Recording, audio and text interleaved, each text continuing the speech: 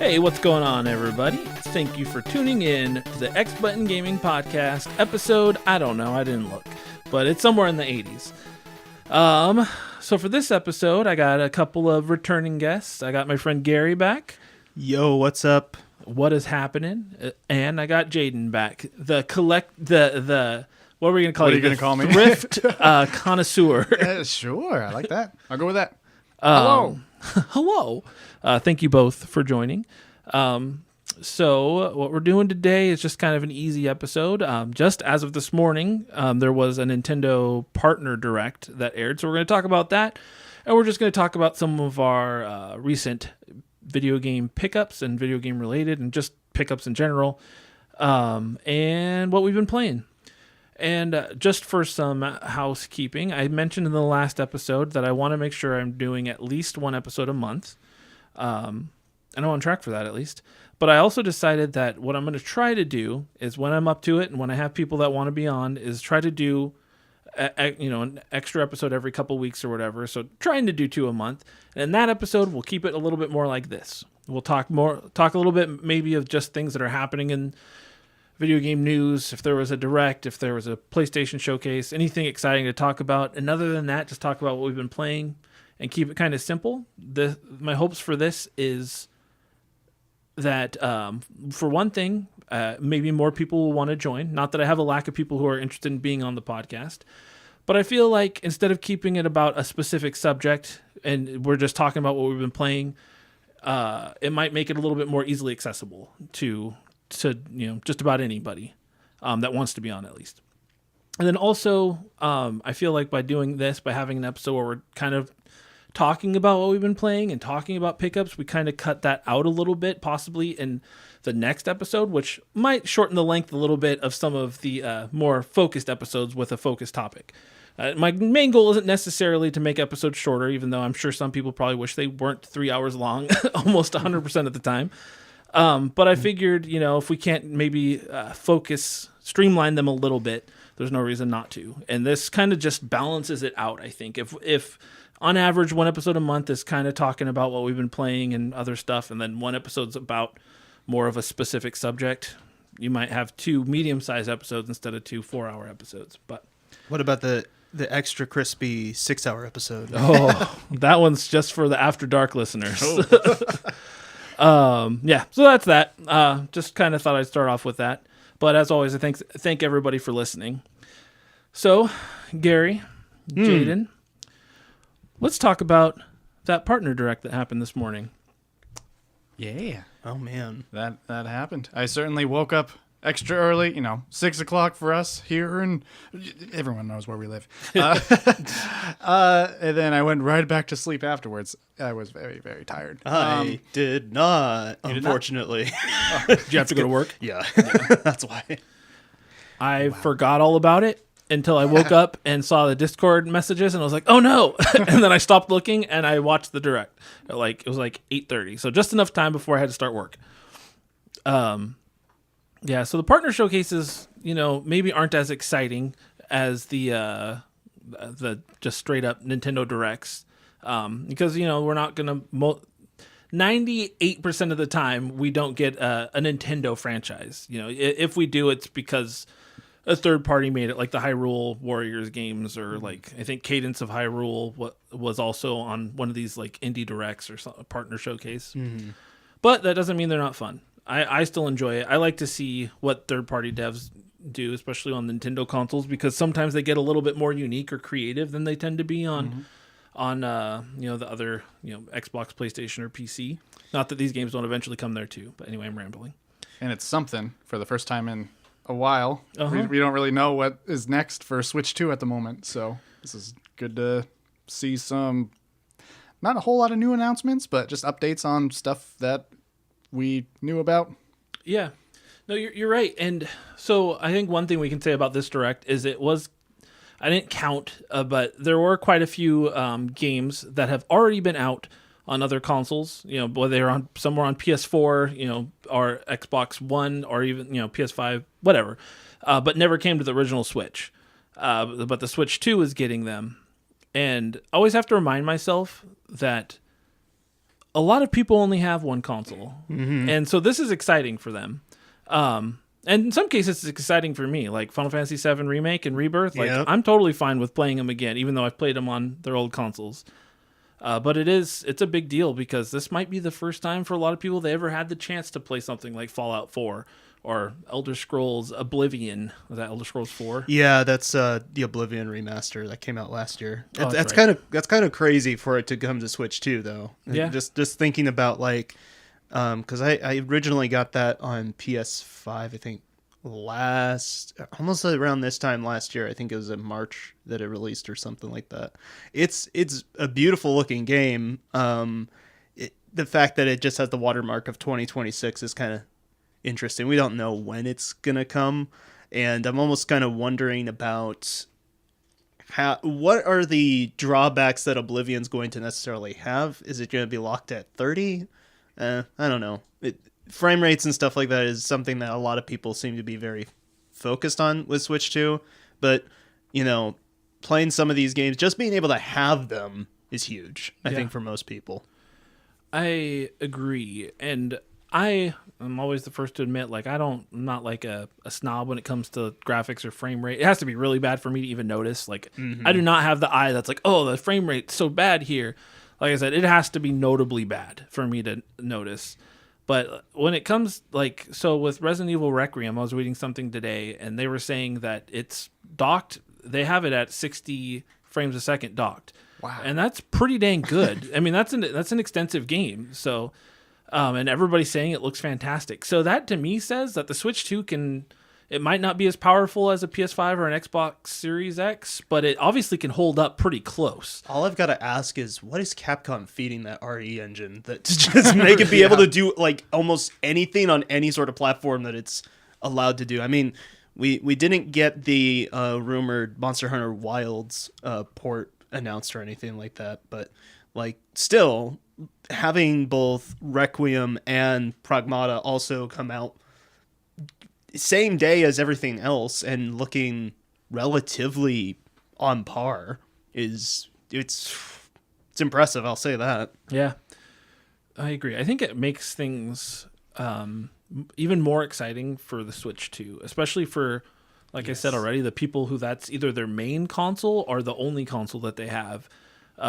It kind of, for the first time, almost feels like Nintendo's kind of back on par with like a lot, like can be with a lot of releases. I know that doesn't mean they will get everything, but maybe we'll get more of these third-party titles that have been PlayStation and Xbox exclusive for so long on a Nintendo console again. It feels like it's been forever. I think the other thing too is the question, like, how good are these ports really going to sell?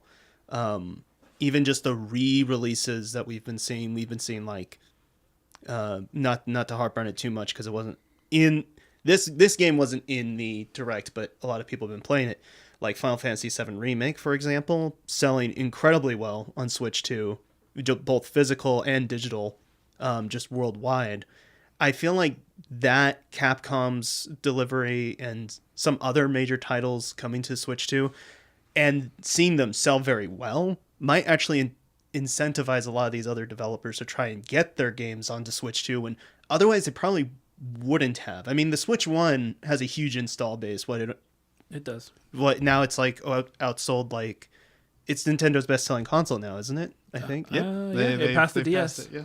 So it's like it already had a huge install base, but like the graphical limitations and everything else like that the processing power really was the big thing that kept a lot of people away from it. But it seems like we're kind of not at that point anymore with the Switch 2, which makes things really exciting, I feel like. It really does. I think just talking about Final Fantasy VII Remake, I've seen a lot of YouTube videos and posts and stuff where people are like, it's sold out everywhere. Like, it's crazy. Like, what are we to do? Yeah.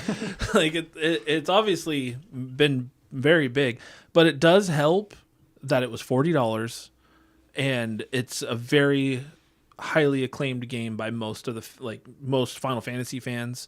Mm-hmm. But the biggest thing is, like you said, it's a great port of it.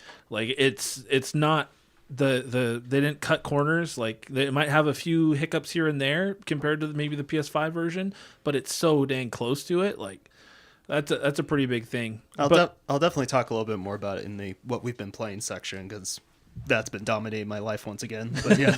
okay, well, we can hold off on that. Why don't we talk about some of the things from this partner showcase that we were excited about, that we like to see, we want to play in the near future. Either one of you guys, if you want to start. Orbitals. This is the second time we've saw that like anime, retro anime, like stylized, like co-op game. Just the art style alone just has me so intrigued, and just like I really want to play this, even though I don't like co-op games that much. But I haven't played It Takes Two or the Split Fiction. Yeah. I kind of refuse to play Split Fiction.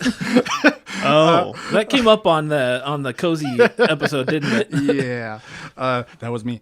So, but I did play this one with Jesse called Bokura. And then now we're playing this other one called Pode. And these, I don't know, these co-op games, you move really slowly, and it's just, I don't know. The puzzle solving isn't fun because you're just either waiting for the other person. It's not it's not super engaging for me. Anyway, I don't want to be negative about it. I just want to say that this is exciting me because, I'm not like, I have not your loved a normal co-op forte, game before, but this is like, just art style alone, I'm willing to give this a shot because it also looks fun on top of the good art style. So that one definitely caught my attention again. Yeah, no, I agree, because they showed it at the Video Game Awards, I think, originally, right? Yes, that's right. That's what it was. And it, man, just like you said, I am a sucker for a cool, unique, beautiful art style. Like Cuphead, or I'm sure there's other examples, but right now they're not going to come to me. But those are the games that I'm like, I get almost more than the gameplay. I get excited just because of the uniqueness of how it looks. And this is one of those games. Like, it just looks so good. Like, the fact that they nailed that 80s anime look so well. I mean, the cutscenes to the gameplay look almost identical, so it looks like you're playing an 80s anime. I'm pretty sure it's like, this is one of those games where the art style really sells it, I feel like. Also one of those things too where it's like, I was trying to think of like kind of games, or not games, but the animes that kind of like I kind of grew up on a little bit, like the sci-fi 80s stuff. It fits in right. It fits in well with that, but it also is like just modern enough where I think it's like a bit of a bridge between like the people who have the nostalgia for that, and then people just like seeing this for the very first time sort of deal. And it's interesting how they're able to mimic the style of animation too. Like the way that characters move, it's not super fluid or anything, but it makes it look like it's like on a TV show sort of deal, while also just looking great. Yeah, no, I agree. I'm definitely excited for it. It sounds like it's a Switch exclusive at launch, I believe they said. Yeah. A few of these games were. I guess I'll switch to like one of the next game that I saw that I thought looked really cool was Tokyo Scramble. Oh. So it's no surprise I like a good horror game, but I'm very particular with what I like. I like to be scared, but I don't like slash. I don't know. I don't know how to explain it, but I like a very specific thing. And I like that this is you're not attacking. This is all about hiding and using your environment to basically fight these Xenos. They're basically dinosaurs, and try to figure out how to get out of very intense looking situations. I will say from like the video they showed, it was kind of clunky. Like, I noticed that too. Yeah. so like it could end up not being very good, but I like the concept of it. And then the multiplayer aspect where you can have people basically, it sounds like using like the environment to like, the way I took it, they didn't really show it very much, but like using like cameras and stuff to possibly help talk you through how to work your way out of the situation you're in sounded kind of interesting. Yeah, that multiplayer thing sounded. I think when I was listening to it, it was something like one player could control like the camera, another person can control something else, or if Oh, that's right. I don't. It was real. I remember I was like watching this in my car. I was like, huh? Like, what are we doing here? What does this mean? You mean like 4 people are controlling one person? I didn't look into it too much outside of that, but it's like, I guess in a puzzler horror game sort of scenario, it's way more like Alien Isolation ish, because it's like, at least the beginning portion of Alien Isolation, where it's like you don't have any tools or weapons to go against any of these things. It's just your wits in figuring out these traps. It could be fun. I wouldn't say it's a day one buy for me. It's definitely a wait and see. Oh, for sure. It comes out in like a week. Yeah. And I'm not buying it on that Yeah. day. I need to see what people, because like I said, it has a clunkiness to it in the trailer they showed. And if it's that close to release, they're not going to probably fix much of that. Right. So I just need to know, like, I'm okay with jank. Like, jank is fine if the game still plays how it's intended and is still enjoyable. I also feel really bad for the devs, where it's like anybody trying to release a horror game in this month already is up against the biggest name in horror games, which is Resident Evil. So Ooh, yeah. yeah, I'm like, I don't know. Hopefully it will. I just hope for all the hard work that people put into these games that it does at least Still decently gets well. the recognition. Sure, somehow. I would love to see at least some people try the game out and actually turns out to be something you could play maybe when it goes on sale or whatnot. But yeah, it's interesting. Yeah. Like it's been kind of touched upon. I'm gonna try to talk while Chris does something here. So Sure. This is the Jaiden and Gary show now. I'm nervous. Pressure's on. I have to have an opinion about something. Yeah.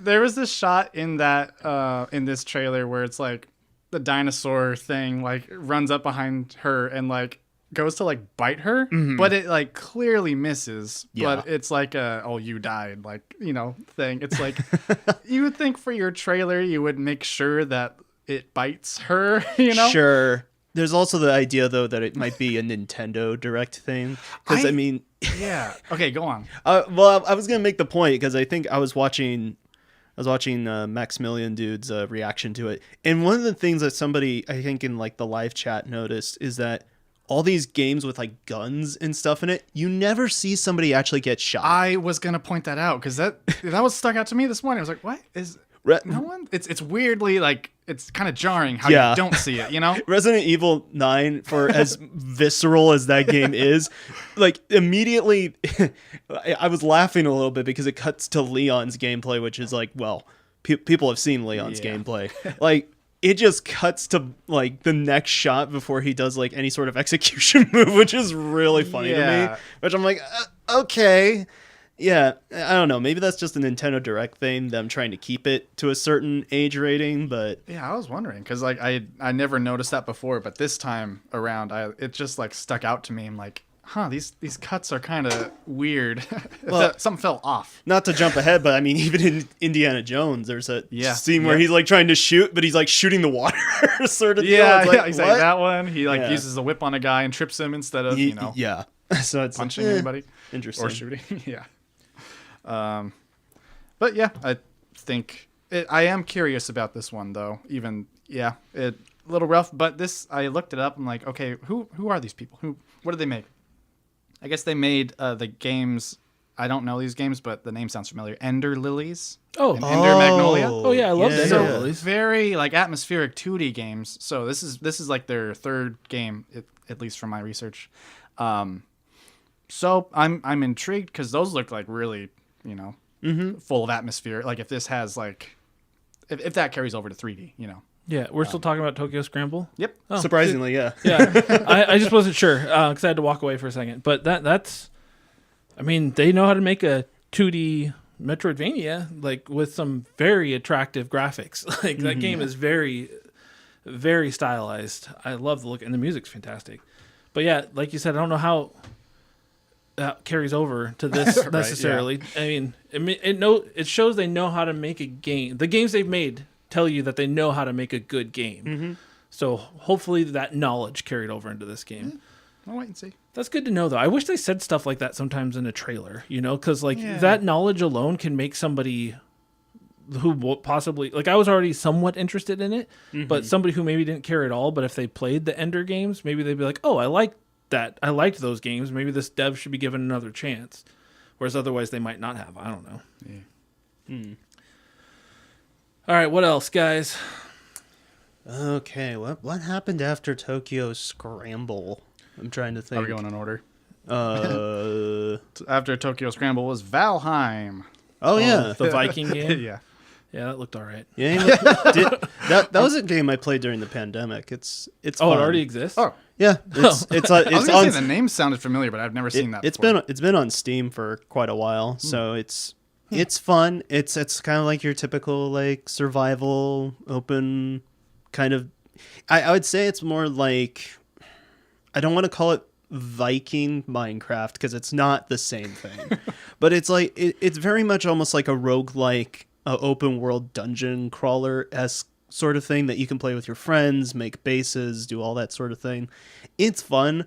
I don't usually stick with those games very often. It's a nice chill atmosphere if that's kind of your thing, and I'm sure some people definitely view that as their thing. It's neat that it's on Switch too.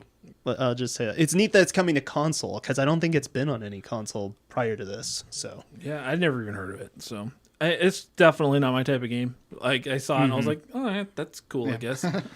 And just kind of was like, next. But yeah, no, for some, I mean, like if you liked it and people are a fan, want to play it on the go. I mean, that's the great thing about the Switch. That's something I was thinking about while I was watching this is I play my PlayStation a lot more than I play my Switch, and I have for years.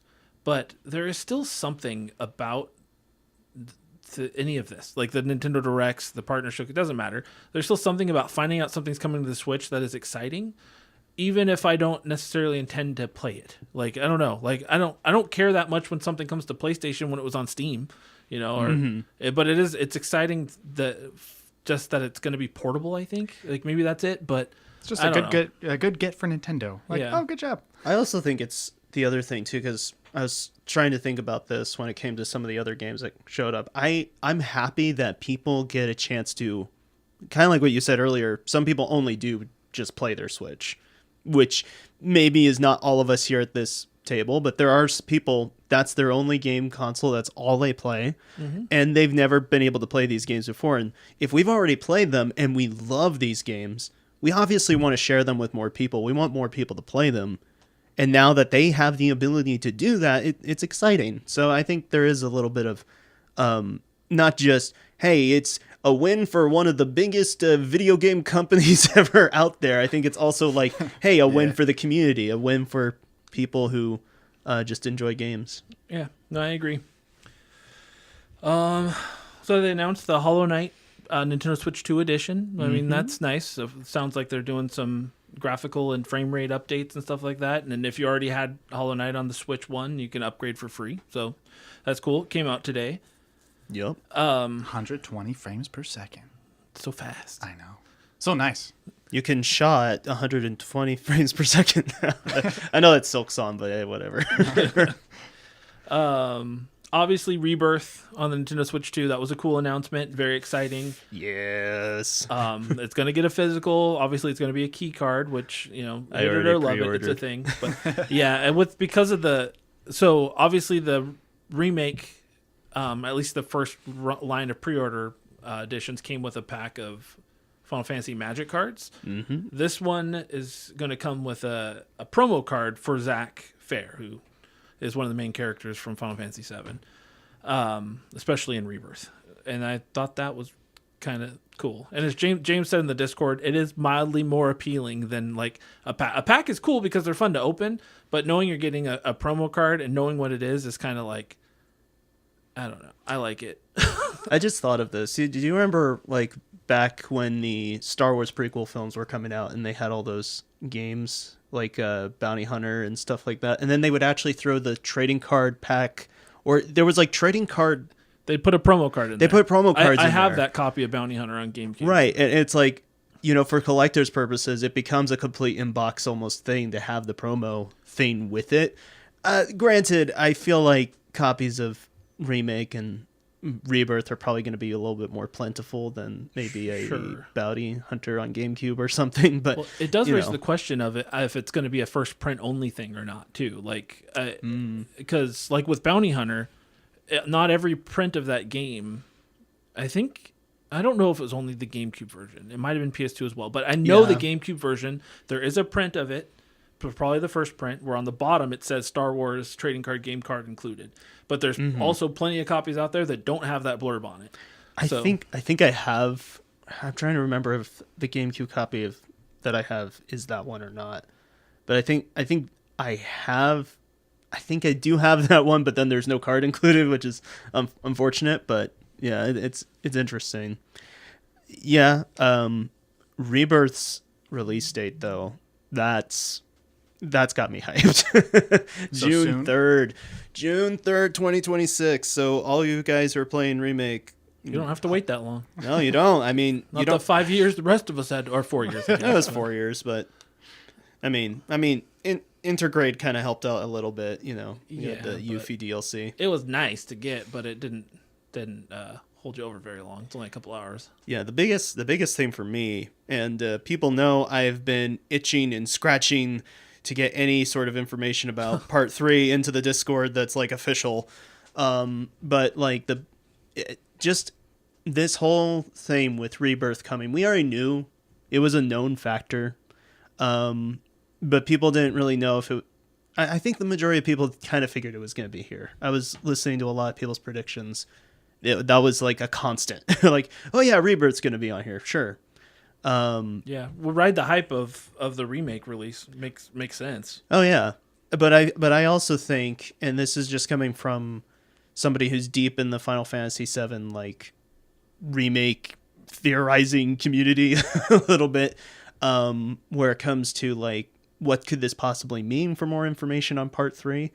The fact that it's like, as we don't really know when Summer Games Fest is starting this year, or do we? They probably have announced it because they've already given the Video Game Awards date. So Yeah, it's probably out there somewhere. I would imagine it's like either first week or second week of June, right? Usually? it usually is early June. Yeah, Okay. So that's giving me a lot of hope. June 5th. Yeah, that's giving me a lot of hope for actually getting potentially a reveal at that point. There's been some, what people are jokingly calling, put on the clown makeup for the rumored state of play next week, but I think the Summer Games Fest is almost like a surefire shot of seeing our first actual look at Part 3. I kind of feel like it might. I don't think it'll happen in whenever this PlayStation Showcase is. That makes more sense to me for sure.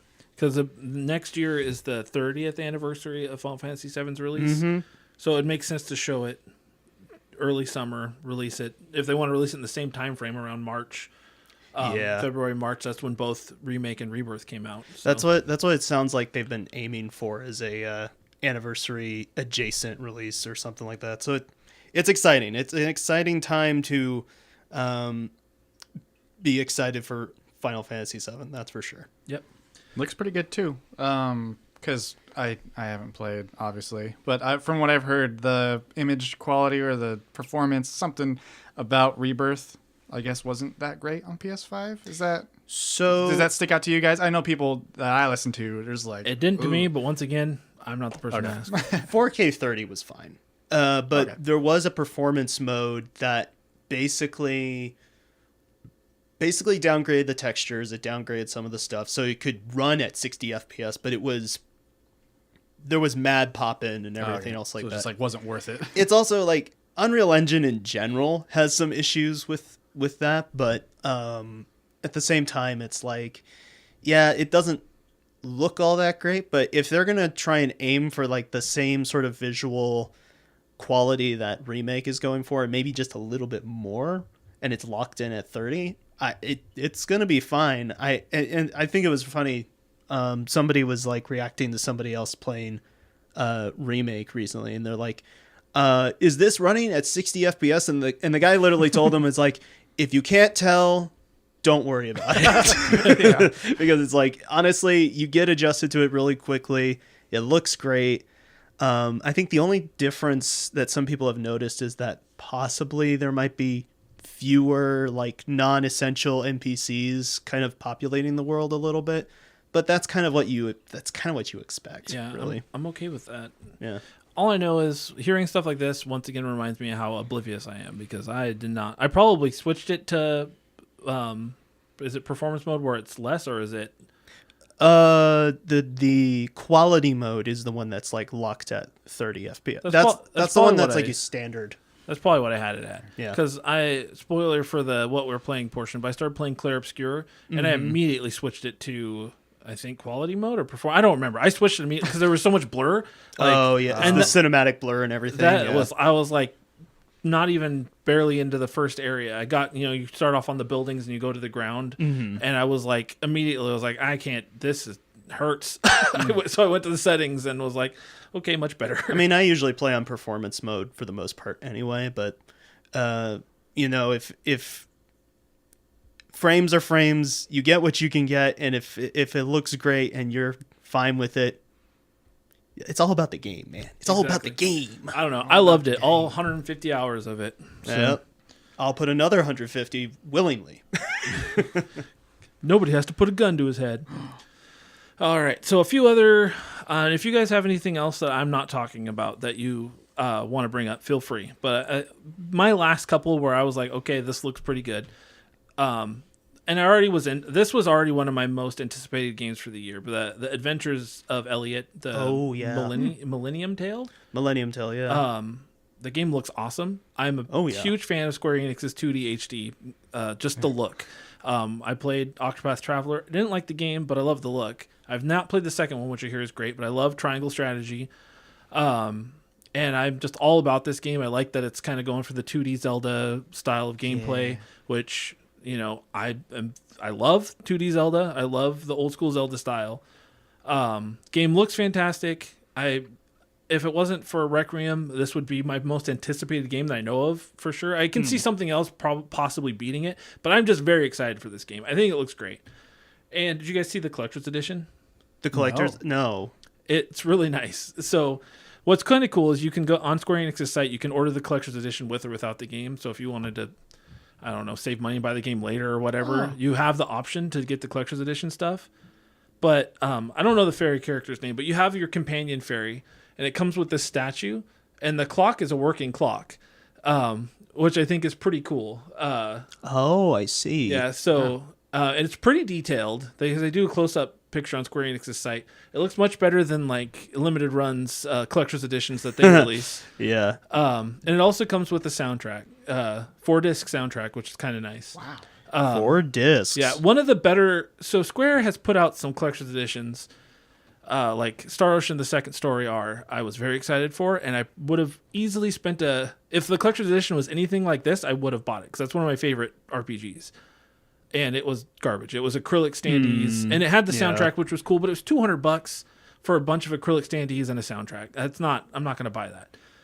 I struggle with this because obviously I haven't played the game. Yeah. So there's always a chance I might not like it, and then I'll be like, why did I buy this collector's edition? But it looks really nice, and I am excited for it, so I'm flirting with it. Hey, but for that music though, if they've got the same composer that team seems to really love, Yasunori Nishiki, it's going to be a really good soundtrack. So hey, if anything, you're buying a 4-disc soundtrack with a nice little decoration piece. Yeah. Hey. Yeah, the problem is I'm running out of room for decoration pieces. I need to figure that out. I hear you. And the last game on my list that I was like, okay, I think this looks good, but I'm cautiously optimistic about it, is Turok Origins.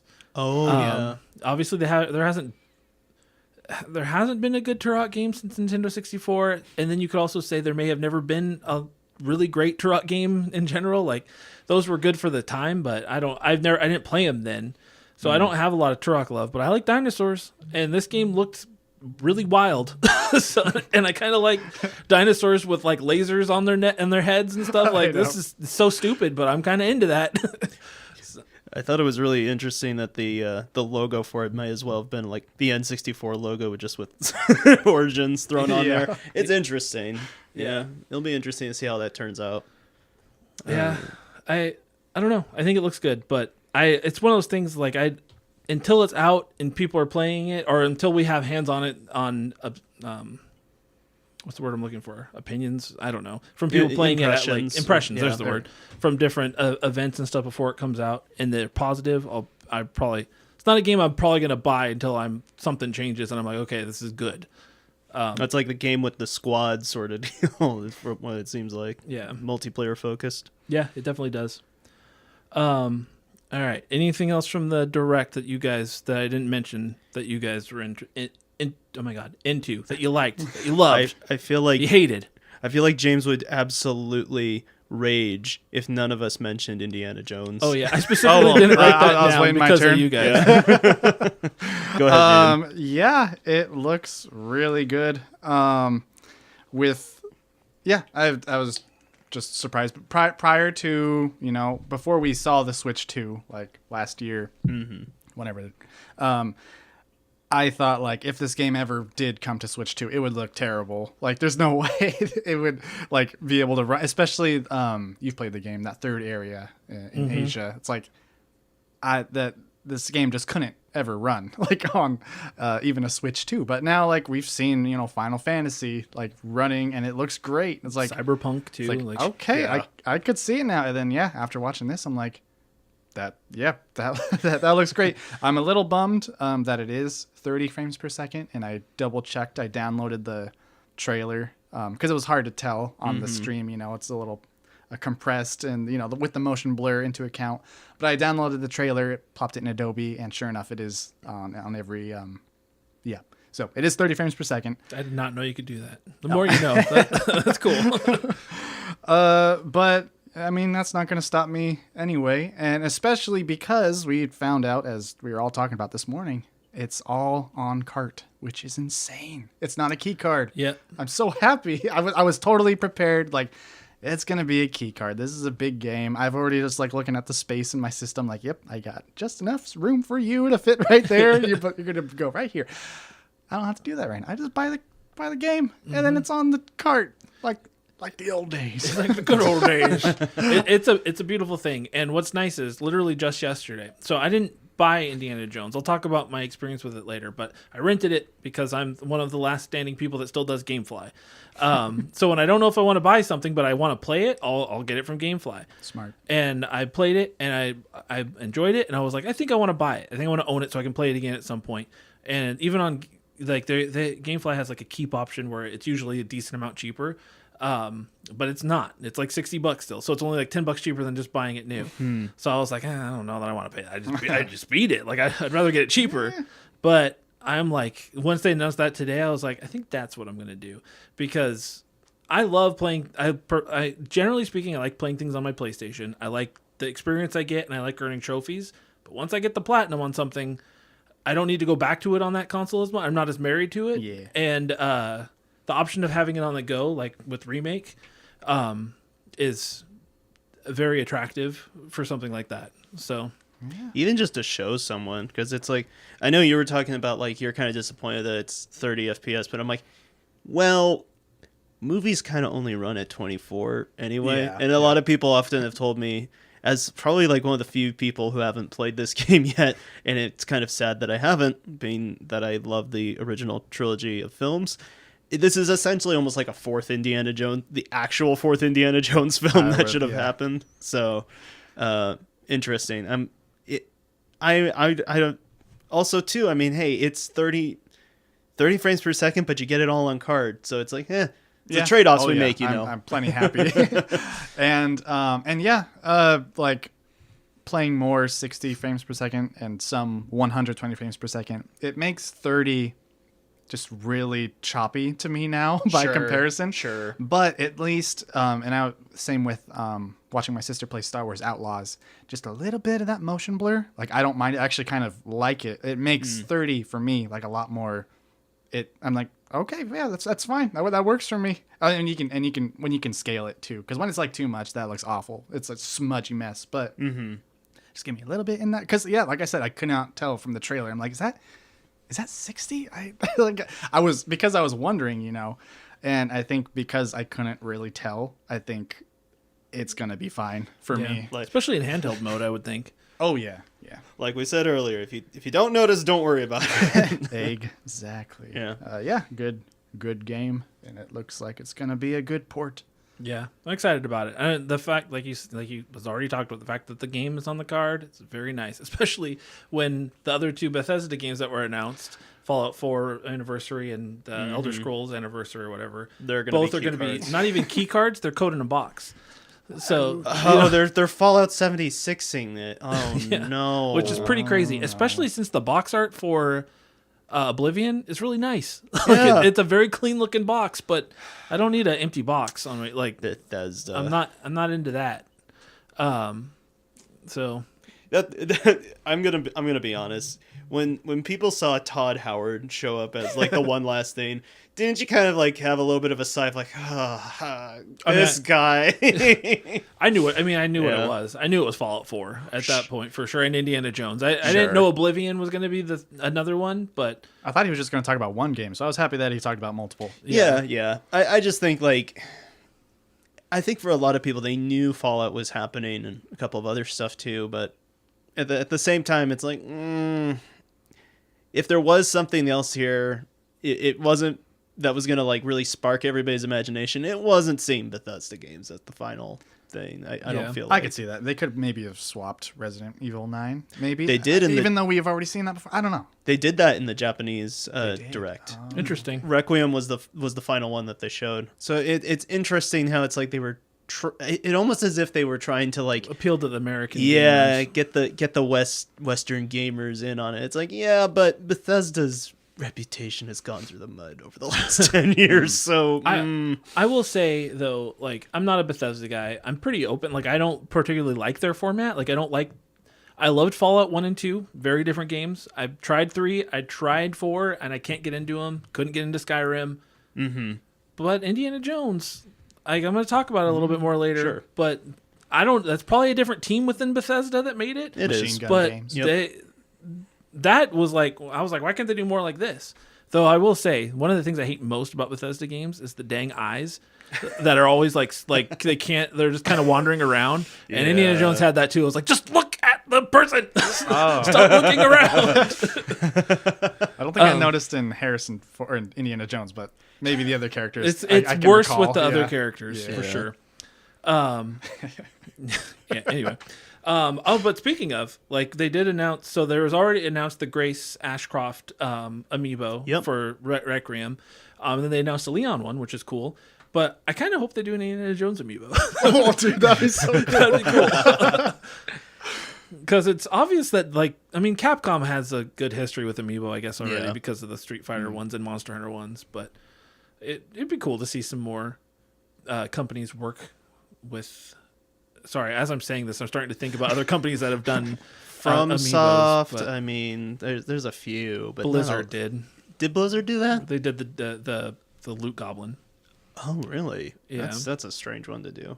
But and it's a very unique amiibo too, because it's not in the normal amiibo packaging. It's in a box. was that a Diablo amiibo or Yeah, something? it was Okay, Diablo. I see. When Diablo 3 came to the Switch, I think. I would have thought they would have done something like with Overwatch or something like that, but I guess not. An Overwatch amiibo would be cool, but it didn't get a lot of hype on the Switch. No, I would imagine so because I feel like I'm just learning this now. So, Yeah. hey.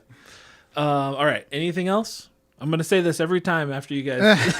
Anything else? Anything else? Please! The Super Bomberman collection. Oh, kind of yeah. got my eyes. I was like, was because neat. I played the heck out of Super Bomberman 2, I believe, on the Super Nintendo. So just for nostalgia, I know it's just one game in a collection, and I'm like, do I need to buy this? Pay however much it's going to cost, $30-$40, just for one game that to scratch that nostalgic itch. I'd probably. I mean, you get 5 games. It's cool that there's others. Maybe you'll find you It's like true. one of the others even more. Hey, there we go. And they are doing a physical. It's coming out in August, and they're doing like a special edition with a steelbook and other stuff. So you have options. Steelbook, really? Yeah. You can spend even more money Whoa. It's for nice. that one game. It's nice to see Konami going from like everybody dissing on them to actually doing some things that people like. Yeah, you know? it's like that episode of SpongeBob when SpongeBob finally makes Krabby Patties again, and all the customers are like, "That's what we've been waiting for." yeah, that's pretty much. Yeah, Konami. SpongeBob. I need to watch more SpongeBob. Yeah, you do. That was for the audience. They know what I'm talking about. Oh yeah. Everybody knows SpongeBob, except for me. Okay, And that is it. that's it. Gary, any That's it final for me. thoughts on the partner showcase? I guess the only thing, and it has more to do with, I think, just people's kind of overall reactions. It seems like there was a lot of people who were either, I whenever it comes to any of these partner showcases or any Nintendo Direct in general, I feel like the context or the sort of air that you go into one of these things really will dictate how you feel about it. I think most people kind of ended up in sort of like, yeah, that was okay. It wasn't bad. It wasn't like spectacular, but yeah, it was neat sort of deal. Sort of like a 7 out of 10 sort of experience. I think a lot of people were hoping for certain other games to show up. I know I had like 12 games that some of them I had heard about, others I was just kind of wishing for. Sure. Like, I think one that people still want to hear updates about is like Elden Ring, for example. Wasn't there. Oh, yeah. It was supposed to come out in 2025, but they've delayed it because the port was just not up to standard, I suppose, even with what they were wanting to get it at. So, yeah, it's kind of weird that didn't show up here. I guess we're just going to have to wait a little bit longer, but you know what? I'm happy. Rebirth's coming to Switch too. It's coming out June 3rd, and Part 3 is going to probably get announced the next 2 days after that. I'm happy, okay?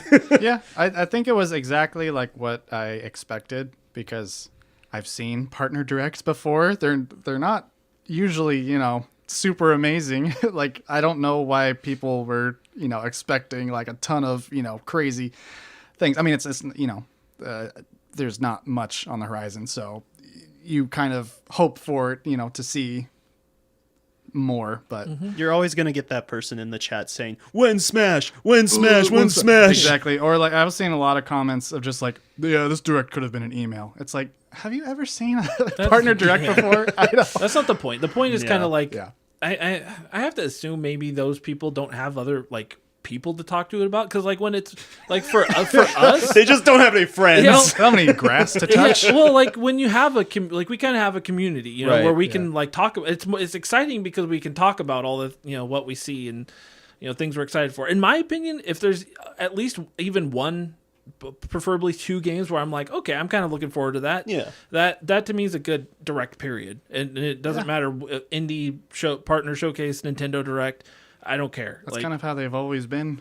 Yeah, and and it's just, I don't know. Sometimes I see things and I completely overlook them, and then they come out and they're great, and I'm like, God, I should have paid more attention to the videos during the directs. It's funny.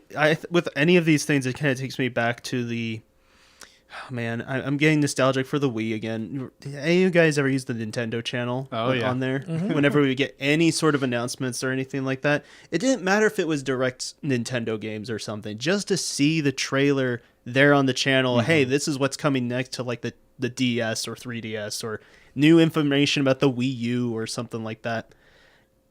Nowadays, it's like we just get so much announcements out of everywhere that I think it takes a lot for people to be like impressed anymore. Yeah, unfortunately, but it's the problem with being connected, basically 100% of the time. Is we're constantly being fed information. But oh well. Yeah.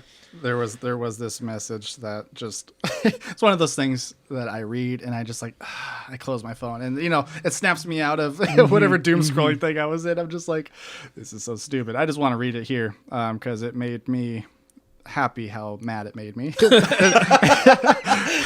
So this girl says, I got to be honest here. Nintendo needs more than this partner showcase if they want to sell at a higher pace in the West. They need a strong showcase of first-party games. I love third-party games, but what sells Switch 2 systems are the exclusives, in my opinion. Now, saying the system has no games is ridiculous, since it isn't even a year old. Like, so it's fine. So That was a you validated your own statement at the beginning. It's like, people can't say it has no games. It's like the one person replied with just like, honestly, I don't even know what point you're trying to make here. It's like, yes, we know. Thank you. It's like, Just kind of talked in circles there. yeah. I get it. People are waiting for first party. That direct is probably like another month or 2 out or something like that. Yeah. But hey, I mean, It's gonna happen. It's not. It's just a matter of being patient and whatnot. The Switch 2 is definitely selling numbers. If anybody ever saw the financial report, And- I mean, geez, 19 million, something like Oh that. no, that they're close they've to. already sold the Wii U. Sorry, Wii U. I think Yeah. think just part of the negativity is just a lot more people, I don't know, are invested in Nintendo, Yeah. this gen, whereas probably Wii U was a lot quieter, they're less complaining online, I think. And even the Switch, we were so thirsty for any kind of information before the Switch came out. Any game reveal was a good thing for us. We're like, oh my god, constructors coming! I don't know what this game is. This is awesome. For that. Yeah. But yeah, I think this is just, I'm excited. I'm just happy with what's been going on. There's a whole bunch of negativity. I'm just am I the only one who's really happy right now? Things like Resident Evil 9 is coming to Switch 2 day and date. That's crazy. Yeah, I mean it's not since RE4 has the Nintendo console gotten a. They haven't gotten a mainline game at least at the same time as the other consoles. 5 and 6 did not come to the Wii or the Wii U. It's kind of almost like a Final Fantasy situation, except not quite the same. Because Yeah. I mean, there's been Resident Evils on Nintendo platforms, but I mean, it's just a big console one at the same time as everybody else, and it's not a cloud version. I mean, come on. Yeah, I know. That was the thing that plagued the Switch was the cloud versions. Why was the Kingdom Hearts trilogy a cloud version? Whatever. Don't even We don't even get me started. We don't need there. to unpack that. Oh god. But yeah, overall, it's fun direct. I just like we said, I like getting a direct. I like watching it. I like talking about it. Even the least exciting ones are still fun to chat about. So, all right, let's move on. We're going to talk about some of our recent pickups. And Gary, why don't you get us started? Okay. Well, I don't necessarily have a whole lot of pickups, but as a community, we did have a little bit of that small game swap or swap meet sort of deal thing where it's everybody kind of just pitched in some of the stuff that they had from their collection. And probably one of the most exciting ones to me was the one that I got from our buddy Alex Walters. He was trying to get rid of his Dreamcast for the longest time, and then he's like, okay, here's my Dreamcast. There's 5 games, $60 for it. That's a great deal for a Dreamcast. Oh, yeah. I've been wanting a Dreamcast for a long time. It was one of those consoles that I played when I was younger, but I didn't own one. It's a great console. It is. There's a lot of interesting hidden gems and some very bizarre games on there. So it's very interesting niche gaming for sure. So I got a Dreamcast, I think 3 controllers, and I think there might be 1 VMU in there or something like that. There's a bunch of other memory cards, but I don't think any of them are the specific Sega one. It came with Rayman 2, Sega GT, Hydro Thunder. Great game. Yeah. Time Stalkers, I remember that one's in there. Virtua Tennis, and the absolute best way to order a Domino's pizza, the Sega Dreamcast web browser. Hey. Apparently you can still order pizza through the Dreamcast web browser. That I don't one too? know. Oh, interesting. Apparently it's a little convoluted how you can do it, but yeah, you apparently can still do that. Just the fact that you can is really funny. It is. It's Sega. Shout out to Alex for throwing that together. For real. Did it through the Discord, but man, he's good at doing this kind of stuff. I'm not. People kept thanking me. I was like, I didn't do nothing. Alex put this whole thing together. If It just happened to be through the X Button Gaming Discord. if it wasn't for the X Button Gaming Discord, ergo, if it wasn't for the X Button Gaming channel, ergo, if it wasn't for the X Button Gaming podcast, I wouldn't be able to get a Dreamcast for $60. So thank you, Chris. Thank you, Chris. You're welcome. I have brought you all together. I think it would be cool. That was a lot of fun. Yeah. I think we all had fun. Jaiden brought a whole table of stuff to sell, and I brought stuff that just stuff to give away. And I think Bro set up shop, I will say. yeah, he did. He was straight up. What are you ready to buying? What are you buying, stranger? But yeah, it was fun, and it was fun to see some of the people brought their kids, so younger kids, and they were having a blast. Getting stuff for free, getting stuff. I don't know. I just thought it was fun. And I think it would be cool if eventually it could even get bigger. More people, a slightly bigger area, more people with tables, and just kind of having fun with. Not so big. I'm not talking like convention floor big. I'm just saying like big enough where we have like a setup, like where a bunch of people can come and just keeping it chill though, keeping it. Bigger but small. Still. Make it bigger and still be at James's house, whether he likes it or not. We need the whole house now, James. You got to move out of your bedroom. Get the cars out the garage. We're inviting strangers now. Yeah. Here's the thing. I'm pretty sure James would be down for it. Hannah would kill all of us. So she'd be, get out! Thank you, Den Myers. Anyway, the next thing I kind of got there, I did pick up a few things from Jaiden's table. One of them was Lost Kingdoms for the Nintendo GameCube. It's an interesting one. This is like a pre Dark Souls FromSoft era game, which is kind of like this. It's this sort of RPG, almost monster catching mechanic sort of game. Apparently the sequel is kind of a little more on the rare side on the GameCube. Oh yeah. But I was looking at it, I was like, this is one of those, for some reason I'm starting to get into the games where it's like they're not exactly mainstream, but they have unique ideas to them that I would actually like to take a look at. And this one just kind of fit that niche, and it being FromSoft is kind of neat too. Bonus. Oh yeah, for sure. That game looks cool. It's one of those GameCube games I've wanted to get for a while just to play them. Those and the Bat and Kaitos games. Yeah, those ones too. I think it was James who thought it actually was Bat and Kaitos for a second there. I'm like, can you read the screen, James? It was funny. I also picked up Final Fantasy IV for the Nintendo DS. Yeah. And probably, I think this was probably the more expensive one that I ended up getting was Dragon Quest VIII, Journey of the Cursed King for the Nintendo 3DS, which relatively uncommon game. I wouldn't say it's rare, but it's uncommon now. Most Dragon Quest games like keep their value for a very long time. Yeah. So it's uncommon, and from what I understand, it's a good port of it too. Like, yeah, it's a good way to play it. I bought that a couple years ago because I've never played Dragon Quest VIII. Still have never played Dragon Quest VIII.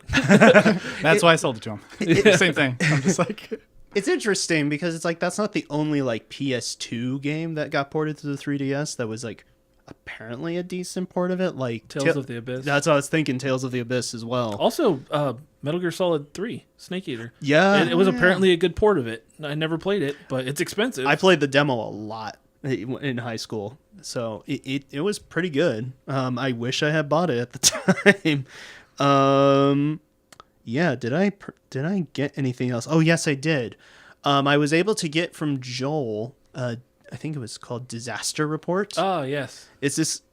That's another one of those. Oh yes, it's one of those. It's another one of those like weird niche Japanese games that definitely the cover is like just pure cheesy B movie sort of like disaster flick sort of deal, but apparently it's a long running series over there. The last one I think I remember seeing was like Disaster Report 4 for like the PlayStation 4 or something like that. So relatively like it's at least popular like in Japan. Yeah. So I'd at least like to see what that first one that came over here to the States is. I'm sure it's got pretty iffy voice acting, perhaps, which absolutely. Hey, that's pretty fun to to deal with sometimes. So I'm interested in playing that. What else did I pick up in this time? I brought you your coat that you left at my house. You did. I am so thankful. And my He's no longer cold. My North Face jacket. Thank you. You're welcome. I tried to wear it. It didn't fit. So I was like, I guess you can have it back. Yeah. Well, thank you for that. I do appreciate it. I think the only other thing outside of that was like I got Final Fantasy Spirits Within and Final Fantasy VII Advent Children Complete on Blu-ray, which I hadn't owned those before. So now I'm like, okay, now I've got Kingsglaive and these two other Final Fantasy films. So hooray. And on that same Final Fantasy train, Final Fantasy VII Remake for Switch 2. Ayo. Yup. do you like Final Fantasy? Maybe. Just a little bit. I definitely have a small corner of like my bookshelf that is slowly taking over the rest that is Final Fantasy themed. So he's wearing his Final Fantasy VII shirt as well. Yeah, He came dressed for the occasion. Jaiden, I lied. I'm gonna go second. Oh, 'Cause go I'm ahead. gonna piggyback off of Gary's pickups a little bit. please. It segues well because I don't know if you picked anything up at the. You had so much to sell. Did you pick anything up? I got a few of Joel's items, but Okay, I guess I didn't need to cut you off, but it's piggybacks off of Alex. Yeah. So Gary got the Dreamcast, but me and Alex had already set up a deal a while ago, and he brought 2 Dreamcast games for me. I traded one thing for this, and I paid him for this. But I got Star Wars Racer, Episode 1 Racer. So Sweet. I love, this game. I always call it Star Wars Pod Racer, but it is not Star Wars Pod. It is Star Wars Episode 1 Racer. Oh wow. And when you try to look it up, it's very confusing because I'm always like, okay, whatever. I think the collective consciousness has just deemed it Pod Racer over the years. So. Yeah, exactly. But great game. And then I got this copy of Sonic Adventure 2 with no front cover, but it has the manual. So what's funny is that's easy to replace. yeah, I know. I just need to buy a CD. When we were talking about it, he was like, all right, I'll do this much because it doesn't have the manual. I was like, I'm fine with that. And then later he's like, I found the manual. I was like, I can pay you more. He's like, it's fine. So I was like, all right, cool. So yeah, It has the manual, it just doesn't have a face. yeah, I know. I keep forgetting when I'm at a Goodwill or something. I just need to go find like a really nice like CD or something and just swap the jewel case. Oh yeah. But yeah, so I got those. I got from the Jaiden table Bubble Bobble Evolution for the Oh. PSP. I don't even remember where I found that. I assume, yeah, I think you either had it in your free pile or like $2. I don't remember. It was underneath his pillow. Like, But I mean, where I got it from originally. I'm just like, it was sitting on my shelf, and so I brought it. I'm like, I don't want that. I'm not gonna play this.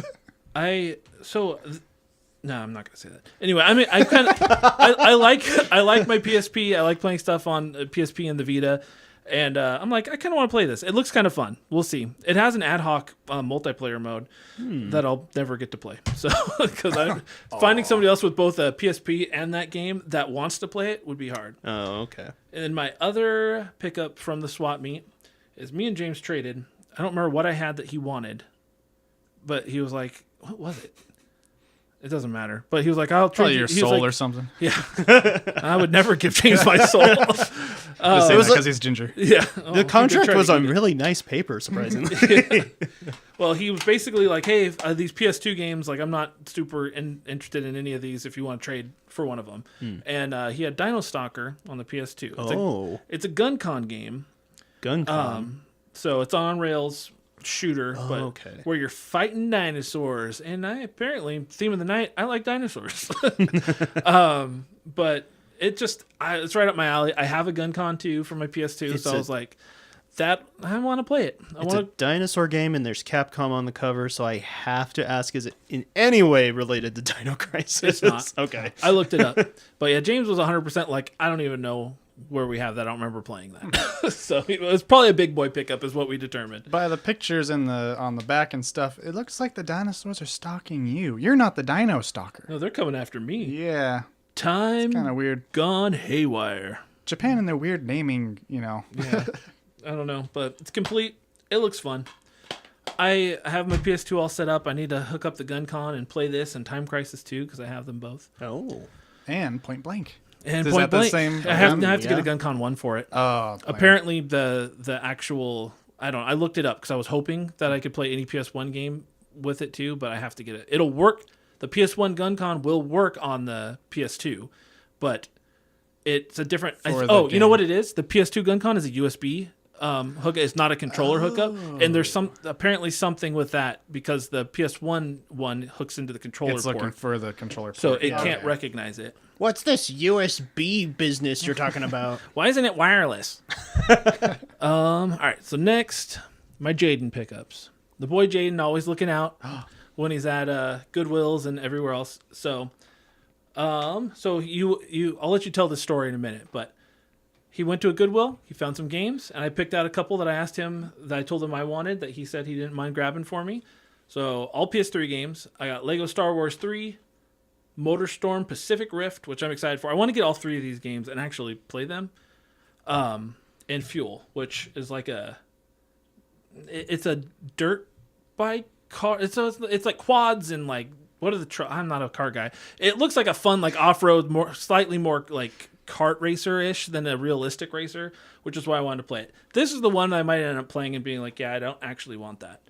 But That's how I felt about MotorStorm, the MotorStorm games. really? See, I love the concept where because there's similar concept. It's off-road, kind of dirty, but the track moving as you play it and adjusting and like getting like it's not the track changes as you play, and I always thought that was a really cool concept. Did I already say Lego Star Wars: The Clone Wars? I think so. No, did he? Well, No, you did. Sorry. I was It's, just looking at it. It's like, yeah, you said it. I 'cause can't see remember it. if I said it, but I don't like love the Lego games, but this one is a one I've always wanted to play because I really do love the Clone Wars, and the Star Wars ones I was always a fan of. So, and then lastly, was it the same day I asked you? So Rock Band 4, for anybody who doesn't know, on Xbox One and PS4 has skyrocketed in price. They delisted it. And when I was at Ironhead Games in Port Orchard, I traded in a bunch of stuff, and they had a copy on the shelf for $15. This was before it went up in price, and I had wanted to get it because I've been trying to get together the Rock Band stuff to play. And That was a steal even then. yeah, but I forgot. I forgot that by the time I actually got my credit and all the excitement, and I grabbed the Sega 32X that I wanted and a couple other things, I forgot about the Rock Band 4. Then the other day I saw that it had skyrocketed, and I'm like, crap. Like, Jaiden, keep an eye out for Rock Band at a decent price. And he found one for me at a pawn shop. So, Yep. $35. I'm like, thank you. I wouldn't have spent over that crazy amount for it. But all the PS3 instruments work with this. You just need to make sure you have the dongles. But because of that, like, it's an easy transition. I don't have a drum set yet. I need to get a drum set and another guitar.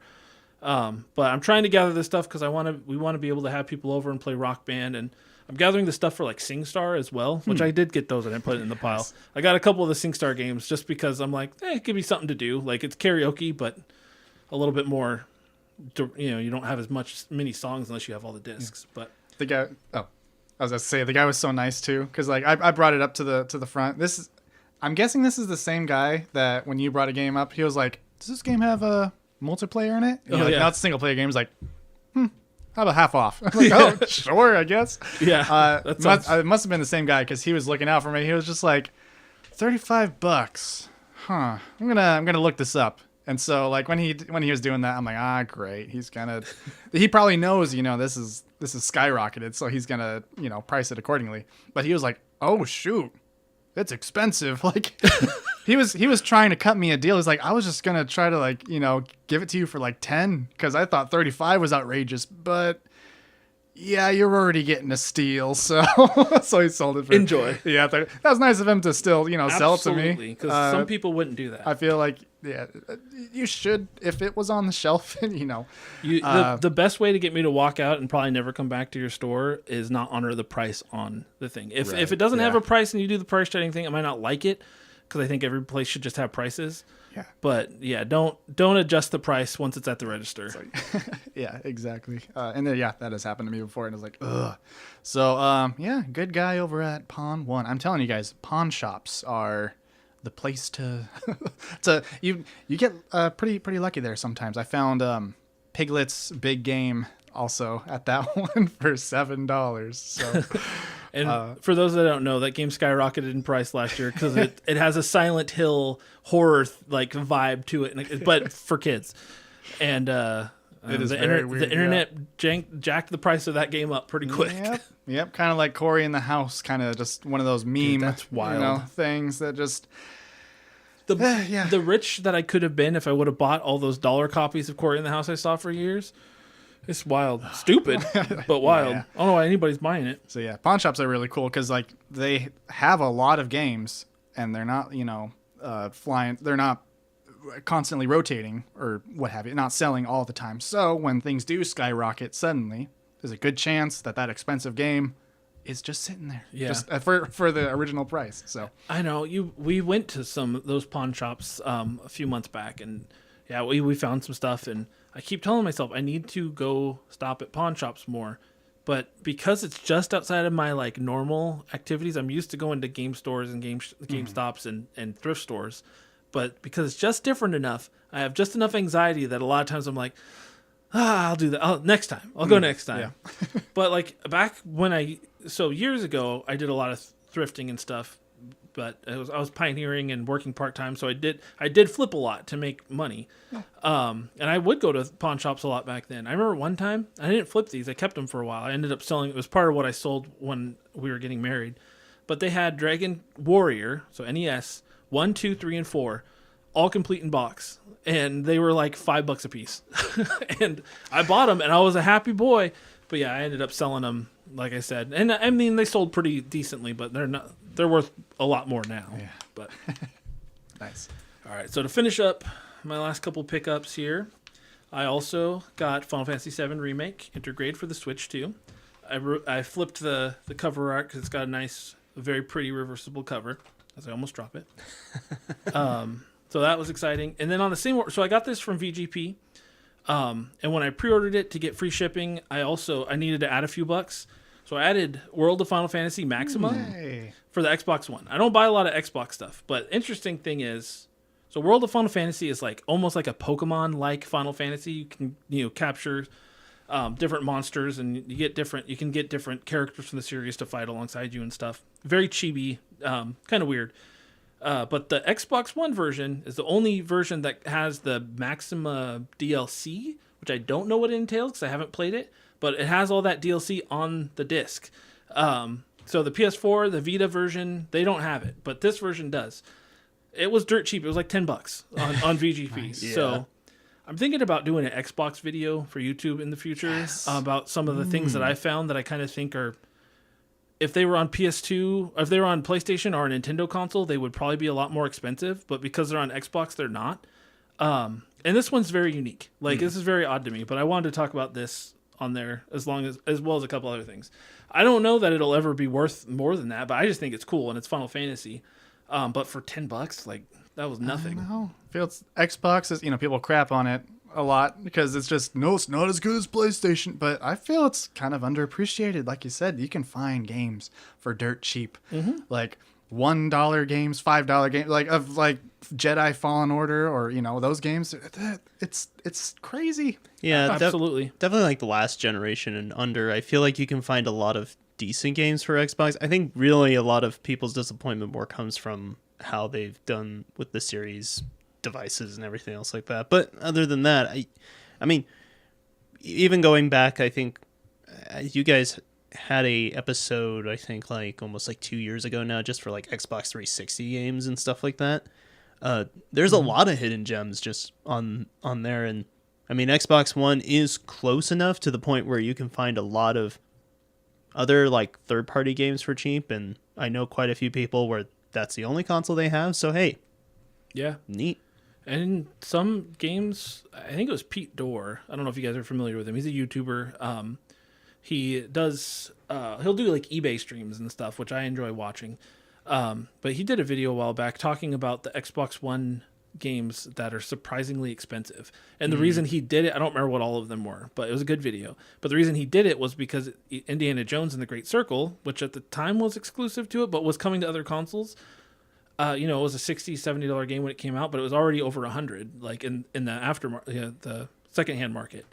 And so he did that video. He was talking about that, and then went to eBay to show like other games he had found that kind of fall into that same thing, where they're way more expensive than PS4 or Switch or whatever.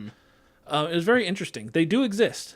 Yeah. it's like you said, there's maybe less of an interest for Xbox in general, but I don't know. It could always change. I still feel like if Microsoft ever says, hey, we're completely stepping away from the console market, we're just focusing on games and, I don't know, some of these other random things they do, I do feel like nostalgia will hit just like when the 360 store closed and things might get affected then. And so you hopefully already have everything you want. Xbox Series, the new modern Dreamcast.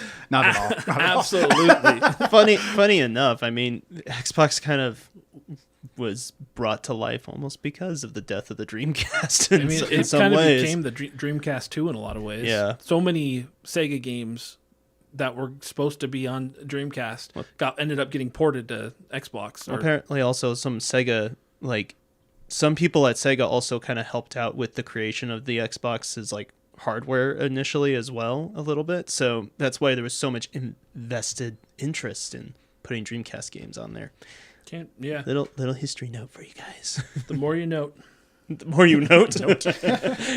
Okay, so my last two pickups, I was very excited about this. I just went into a GameStop the other day, and as always, I look at every section because there's something on every Xbox, PlayStation, Switch that I'm looking for. And I walked back, didn't see anything in those, and then I went to the retro wall, which I usually go to first at most stores, but I didn't here for whatever reason. And then I walked to the back, and I saw a Black Label copy of Crash Bandicoot just sitting there, and I was like, I don't have, excuse me, I don't have a complete in box copy of Crash Bandicoot. I'd let somebody borrow it when I was a kid, and all I got back was the disc. I still have that disc, but I didn't get everything else back. So They just really love the case and manual that much, huh? yeah, I just assumed they stepped on it or threw it away. But yeah, it was $20. So, and an interesting fact, it's not like this is something you see every day, but for anybody who happens to catch it, if you see it cheap, the Black Label version of Crash Bandicoot is worth way more than $20. It's closer to like 60, I think. The Greatest Hits one is worth closer to this $20. I don't know why there's such a disparity between the two, but it exists. But anyway, this is something I had on my list and I wanted. So I was like, $20, that's a great deal. Like, absolutely, I'll buy that. And then as I was getting ready to walk away, I didn't notice. Well, I didn't have my glasses on because I'm getting old and I couldn't see everything. And I hate saying that, but I was like, okay, I put my glasses on just to kind of scan that they had in the PS1 section, they had cases that were blank that just had the names written on it. So I started to look at those, and nestled between like 10 of them was just this one copy of Parappa the Rapper. And with the in its case, it was in the case was there. It just all these it just because blended they use like PS2 style cases even for their PS1 cover art. Like, it was weird. So I almost missed it because it didn't. It's a black spine, yeah, even exactly. on a CD case. But this is a game. I played the demo for this game when I was a kid, and I played it a lot. I was probably 10, 11, and I already had an obsession with hip hop, but I wasn't supposed to. So like this demo, like I just thought it was great. This is like this hip hop dog and a karate onion and your kick punch. It's all in the mind. Like, I was all for it. So I saw it sitting there. I knew it was worth. So it was $65. I knew it was worth more than that.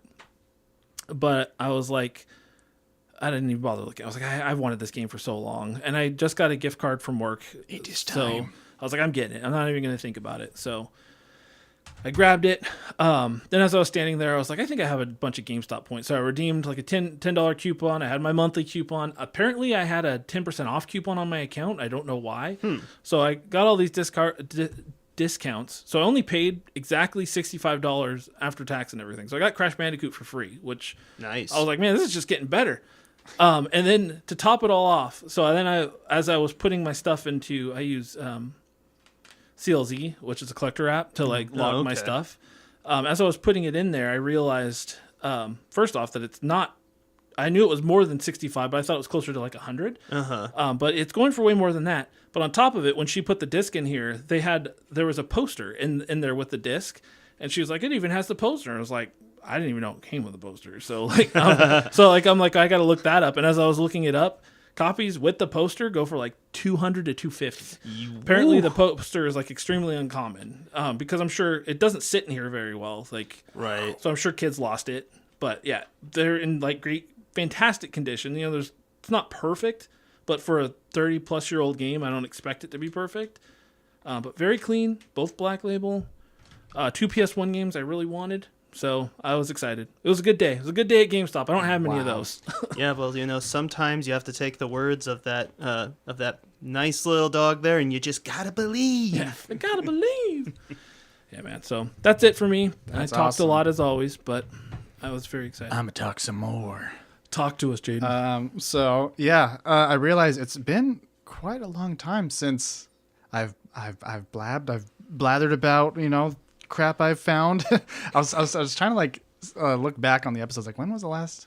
It's probably over a year now. Oh, So wow. I tried to find just kind of Some of the the highlights. more interesting stuff, but then also at the same time, like, I've been really just slimming down my collection. Like, with my collection, I don't like to have much fluff, like things that I picked up, and the fact that, oh, well, I haven't even touched this, or things that I'm like, I forgot I even have that. It's like, why do I even have this?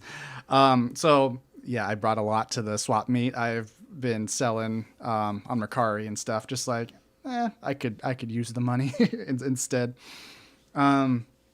But one of the things that I have been, so I've mostly gotten rid of a lot of stuff, but there has been a few things that I have picked up since, and I've been trying to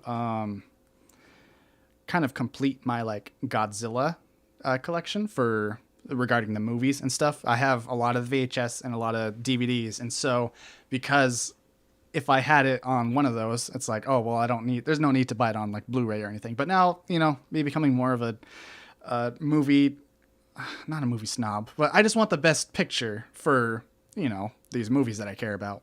So I've been just slowly upgrading, just trying to find the Blu-rays of all of them. And so I've got with me the Criterion Showa era films. Ooh. I didn't know it was this big. I saw pictures of it online, but I just thought it would be like a box or something, like scaled down. That's like an art book size. This thing is big. To get it for the podcast listeners, this thing is practically like a poster book. It Almost. is, it's really big. I'm like, this holds movies in it, and sure enough, the last page, it has like these hollowed out like CD like sleeves. You slide the CD, the Blu-rays into, and I'm like, I don't really want to do that for how often I throw these on. So I took them all out and I put them in CD cases because I'm gonna watch these frequently. I don't want to like risk put them in and out for sure. risk scratching it on the page. But yeah, this one it was something I've had my eye on for a long time. I hesitated because not all of the movies have the English dub, which is like a huge like part of the nostalgia to me. Is just the sound of these movies. And so, having the original Japanese audio restored, that's great. And, for preservation and all that, but also it would be nice to also still have the option to have the English dub also there for, people like me. And It's got a little bit of that nostalgic vibe to it, for sure. Yeah. Even if it sounds, the quality is awful. And then, the voice acting, like, It's kind of part can of the be hit charm. and miss. It's part of the charm. Exactly. Yeah. So I don't care. I mean, I kind of prefer that, honestly, especially with how silly the Showa era movies get. So people who don't know, this is like the first 15 Godzilla movies from 1954 to 75. And That's really nice. yeah. So, but it turns out there's I looked at it again because I've kind of wanted it, and I re-examined like, okay, well, which ones don't have the English dub? And they're a good majority. Like, I love a lot of these movies in here, and a good chunk do include the English dub. It's just not all of them. It's not Mothra, and I forget if Monster Zero has the English dub, but for the rest, like Mechagodzilla, like I love those. I'm like, okay, why not? Because it was on their Criterion half-off sale, which is crazy. It's just like, why doesn't everyone just wait till this time? It all worked out. I got it, and then I texted a picture to Rodney. I was like, yo, Rodney, look what just came in, and he was like, dang it, I just on the same sale he ordered one to give to me. Which shout out to Rodney, look out for fellow Godzilla fan. And so we just like agreed, like, hey, how about we'll just pretend we bought this for each other. I bought you that one, and then this is your gift to me. So this is technically Rodney's gift. So how nice of you, Rodney. Thank you, Rodney. Very nice. Good man. So I think, and just speaking of, the other day I got on our way home from an ocean trip, we just swung by a Goodwill because my wife, she loves going to Goodwill, and the couple that we went with also were like, yeah, let's go to Goodwill. I'm like, okay, sweet. Easy. And I scored pretty good with some Godzilla VHSs. Dang, let's go. I didn't bring all of them. Before I show you this one, I just want to talk about them because it was like a good 5 or 6. So this all came from the same person, right? These aren't common to just find there. Because you don't see good VHS tapes all that often. Right, you exactly. see the same 100, like the Disney ones and whatnot. Yeah. And these were in really good shape too. So I was just really. Well, I was already happy to get Godzilla tapes, but to see them in this good a shape. Yeah, man, that looks clean. From here, you can tell how clean it is. Yeah, I had to order those protective covers, which I've never done before. But it's I think I'm gonna do that for these. It's just so cool. But I brought this one because it's just very special to me because I saw this box art online like years ago, and I just thought it was like the ugliest like box art I've ever seen. It's like the worst Photoshop. This is for Godzilla versus Megalon. Oh my! It's such a derpy look. If you just Google image any of the cover art, so not many of them are good, but this is like probably the worst one, and so I'm just so happy to have this abomination in my collection. He almost looks like the Teletubby son in the way it's like how it's blurred out and the sun's behind him. It's nice. That's super blurry. It's I love awful. also I love the it. consistent inconsistency of the coloring of the logo and everything. It's a find. It's That's awesome, man. had to add that guy. Good stuff. I'm always happy to find that. Oh, for sure. Like I said, I'm finding him on. I'm trying to look for them on Blu-ray, but if I see them at Goodwill, I can't not also grab it for when they're $1 or for 50 sure. cents. VHS tapes are still so cheap. If you're ever looking at VHS tapes and you see any of the Reboot, which was a CG show from the 90s, that's my number one thing I'm looking for. I love that show. I would and definitely pick that love- up if I saw that, knowing you. Yeah, I look for different stuff every time. We like to buy, because we have in my room I have a CRT and a VCR, and we like to buy specifically like old episodes of cartoons and stuff when we find them, because it's fun to watch, and they always have commercials in there too for whatever in between the episodes. Yeah. It's just so weird, but it's Oh, I love between it. episodes. Oh, that's crazy. Or sometimes like at the end of the thing they'll have commercials, but they're fun to watch. We'll put them on while doing something else, and it's enjoyable. But the Reboot ones, that's and Dragon Ball. But I mean, Reboot, it's like I just never see them, but they're not that expensive if you bought them online, so it's not like they're like crazy sought after, I guess. But I want them anyway. Keep going. Yeah, very cool, very cool. And then this one I shared on the Discord. I didn't know it even existed until I just saw that it was on sale. So this is a big old book, also bigger than I thought it'd be. This thing is thick, very heavy. It's called Godzilla: The First 70 Years. Ooh. And so, once again, I was alerted because it was like on sale for like 40% off. So I forgot how much I paid for it. I think it was $40 something, or was it 70? I think I'm getting 40 mixed up in my numbering. Anyway, either way, it was a good deal. It was a good deal. And for how much is in it, I watched a video of just someone flipping through it because I don't know. I don't really buy books. I don't know what to, they were saying it's like a picture book for all the movies. I'm like, okay, what does it look like though? And sure enough, like I opened it and or the video, they opened it and they flipped through and it has like art for that's just one picture, but they talk about, and they have a lot of like concept art for like each movie in chronological order from the first one to the last one that just came out. So once the next Godzilla movie comes out, it'll technically be, out of date. You'll be missing that one. But, I mean, I love all the ones so far. So yeah, that's super nice. Had to grab. And then this also caught my eye. On the cover, they say, "Forwards by John Carpenter and Megumi Oda." I don't know who the second person is, but John Carpenter. That's pretty crazy. I know that he is a Godzilla fan. I've seen like a clip of him talking about it before. I think it was like a TV spot or something, probably some Godzilla marathon. I forget exactly what it was, but I was like, oh, that's cool. He's a fan, but he wrote a whole page for this book. And it's just, man, I love that guy. Like he's so cool. He directed The Thing and some other cool movies, and then he just plays video games a whole bunch nowadays and makes music. It's like this guy rocks. And then now, then he's also Godzilla, so he's a man of culture as well. I'll just read this last sentence on this Godzilla hour here. John Carpenter says, in 2024, Godzilla -1 received an Academy Award for Best Visual Effects.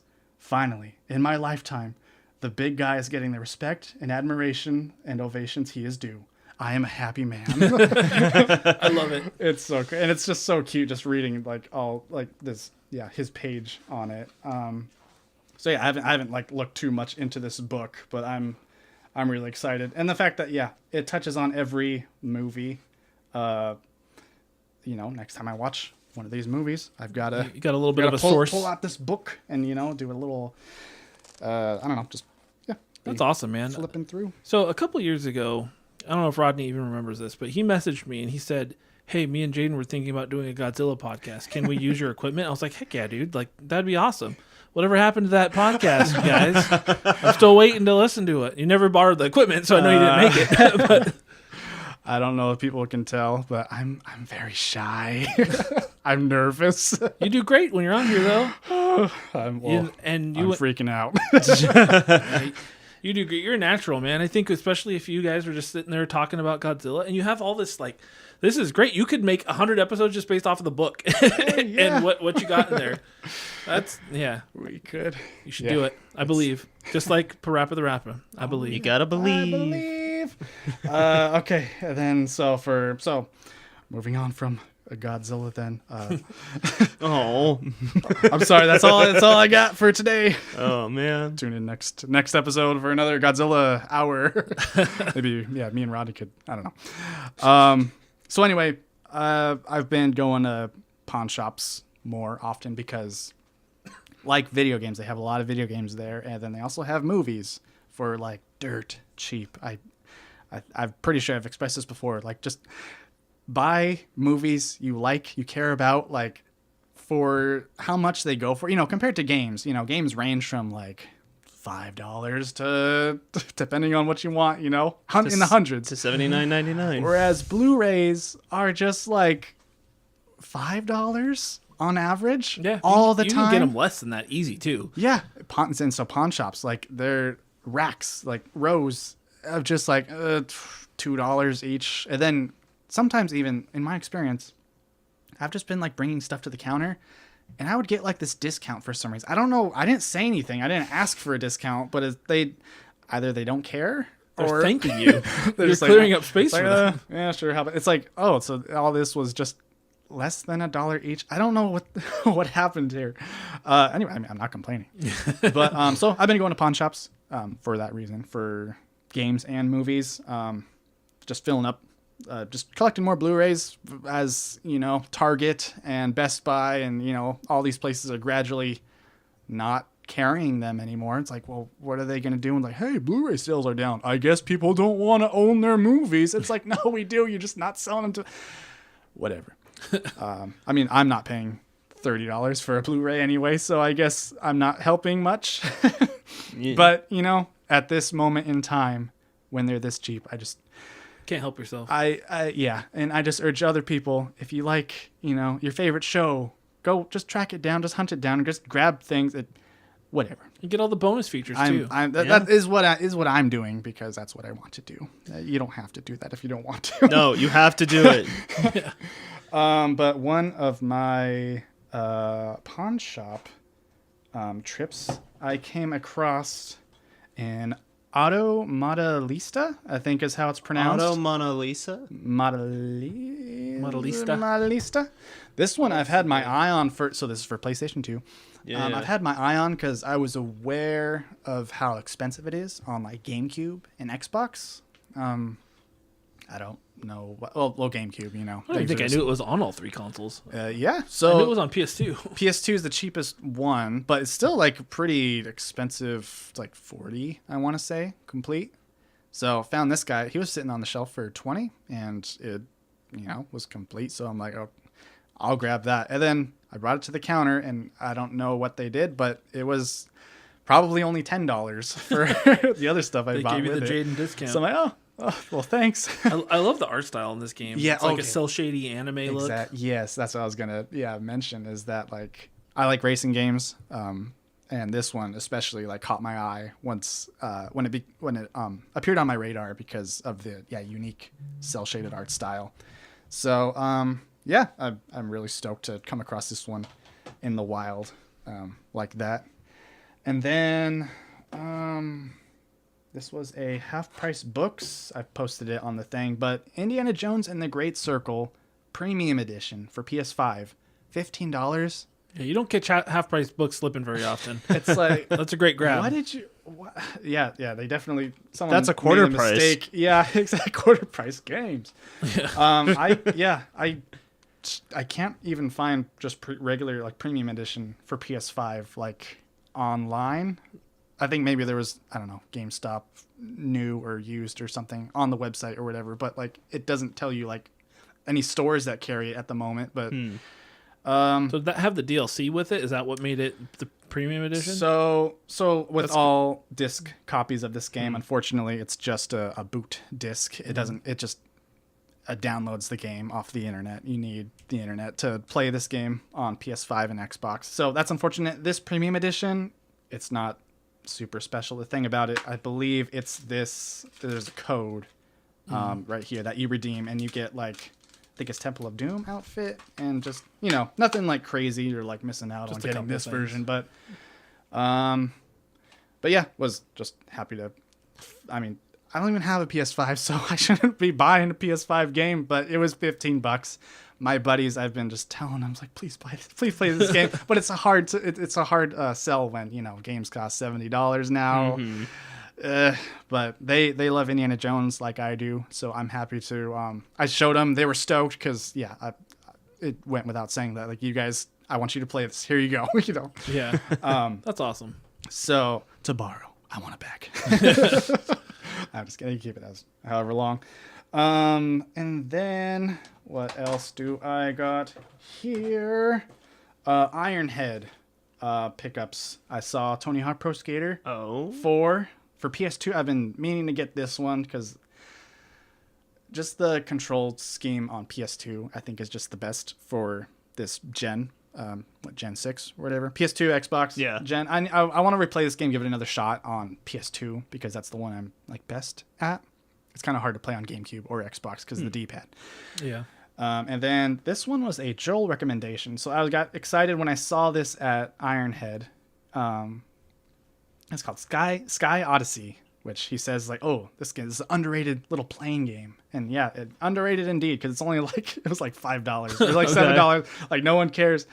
And yeah, you look at it and it's not a very, I don't know, flashy or impressive looking like, you know, game. But, and it says it's year 2000. So this must have been really close to launch. Yeah, it's like a launch game. It was a launch game? I think so. Oh, okay, that would make so much sense. PS2 I think launched in like it was 2000. Wasn't it It 2000? was 2000, yeah. And towards the end of the year, I think. So it's like a small amount of games on that time frame because the majority of when people think PS2, they think of games in like 2001 or 2002. It was early 2000, March 2000. Yeah. Oh, really? Yeah.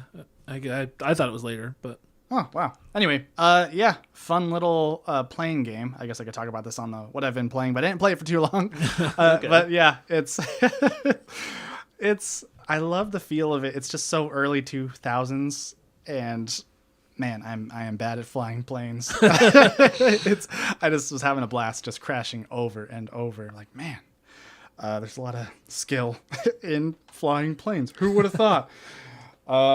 So back to pawn shop or Goodwill, I suppose in this case.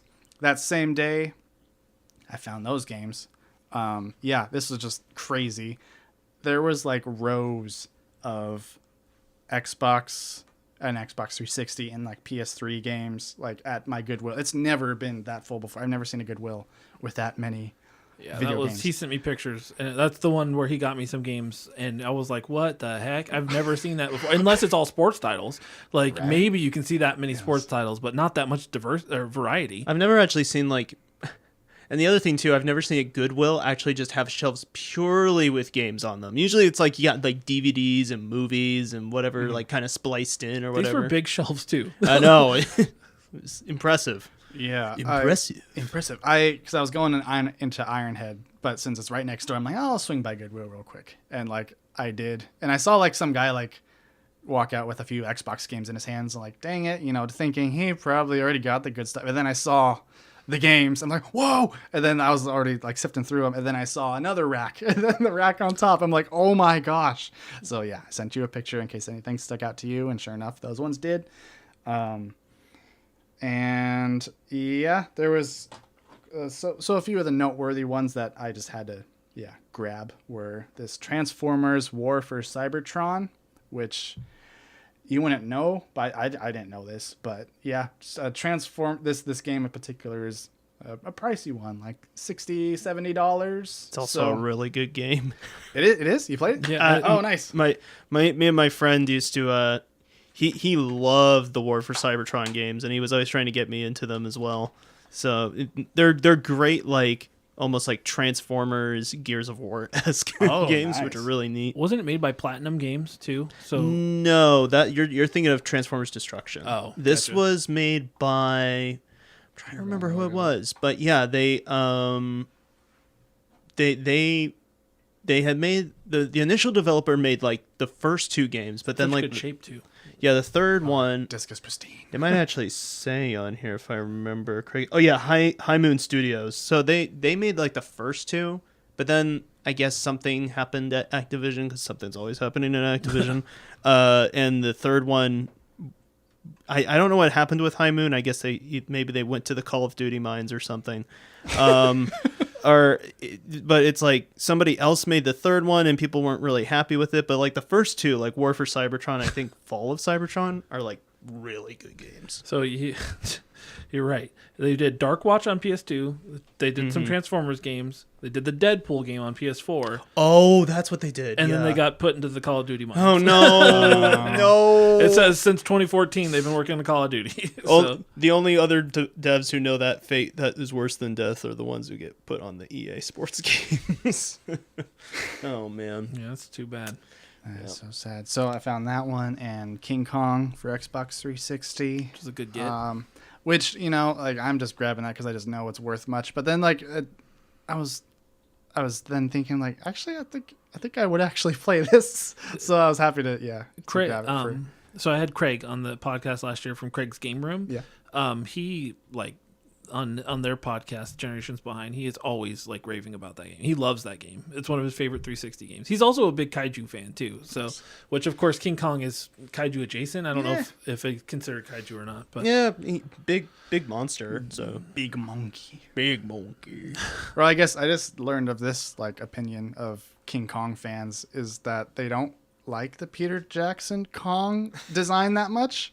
Or I was like, what? It's like I never noticed. It's like he's just a big gorilla. I was like, I thought that's what King Kong was. But I guess King Kong is supposed to, and I've went back and watched the first one finally, which was a sin of mine as a kaiju fan to not have seen the original King Kong. Mm-hmm. Very good movie, by the way. Still holds up for 1933, something insane like that. that's pretty impressive actually. It's quite frightening at some parts, for a movie, way back when. Anyway, so I guess King Kong is supposed to be more man-like, be kind of like between like a man and a gorilla, I guess. More monster than just a big animal, if that makes sense. Yeah. Is what they're complaining. Which I never heard that before until recently. Well, I don't really care, but now I can't unsee that now. He is just a big gorilla in the Peter Jackson's King Kong. But no, that game also just looks pretty sick because, I rewatched that movie not too long ago. I'm like, this would be terrifying as a video game. And the Xbox 360 is the preferred version for whatever reason. Was it like a new... It's the only next-gen version of it. So it was on PS2, and that was it. I mean, and an Xbox and PSP, and then 360 got the next-gen version of it. I'm trying to think if it had like an extra mode or something like exclusive to... I forget. I don't know what it is. If someone else knows. Yeah, I'm not positive. And no, it had achievements. Oh, right on. What was I talking about before? Big monkey. Big King monkey. Kong. Oh, yes, big monkey. So I got that. I found also at that Goodwill on that day. I'm like, well, that also I just want to say like that Goodwill has not been great for a good few years now. Like it was just recently I found video games again, and it was just like 2 or 3, and they were just I was like, hey, nature's healing. Look, they got these 3 games here, because before there was nothing, and so then just to come back and see, it was crazy. I would still stop by this Goodwill just to see their the electronics area right behind it. They usually have like controllers there. Like I found some Xbox Series controllers in there, Sega Genesis, the 6-button pads there. I'm like, whoa. So I have to check there, and sure enough, they had Wii U Pro controllers, just like 4 of them, just sitting there, and I don't need another one, but I had to buy one. It was only $10, and then I couldn't believe my eyes at the hanging up in a bag was a Wavebird with Absolutely insane. with the receiver. Yeah. That's even crazy. And it was, $10 on the little sticker. I almost I'm just asked, could you send me that picture? I almost asked you. I was like, it doesn't even matter if it has a receiver. It's still a great find. Exactly. Yeah. So, I picked up one with that one before for more than that. So, I'm just like, oh my gosh. And at this point, I had a good stack of games. I had yours in my hand, in my arm, and then I was holding like 2 controllers trying to balance them. I was trying to like, I'm excited. There's still more games I need to like look at. you're all giddy. Make sure, I'm giddy. I'm like, I need a cart, I need a basket or something. But it's like I don't want to, set these down. I don't want to leave the store, obviously, with my hands full. So I'm like, I'll be back. I promise. yeah.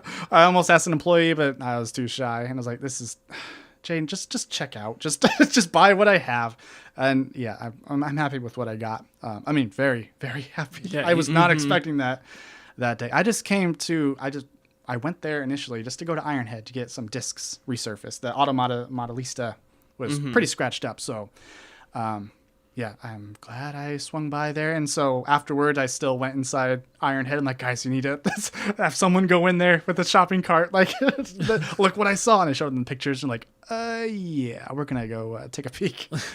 That's awesome. It's good for them, so they get more inventory too. Yeah. And then, so at checkout at that Goodwill, there were some games I still had in my arm. So this is my fault. I forgot to put back, or like I meant to grab it to look it up, or, just to see like, hey, what's this game like? But I grabbed a few of this game called like Mini Ninjas or something, which I don't know.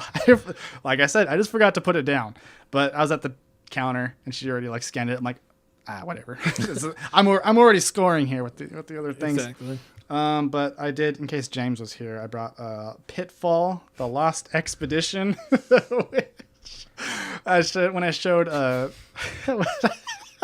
So it's like This guy on the cover is killing me. that is exactly like the first thing Chris said. He was just like, that guy looks like a dweeb,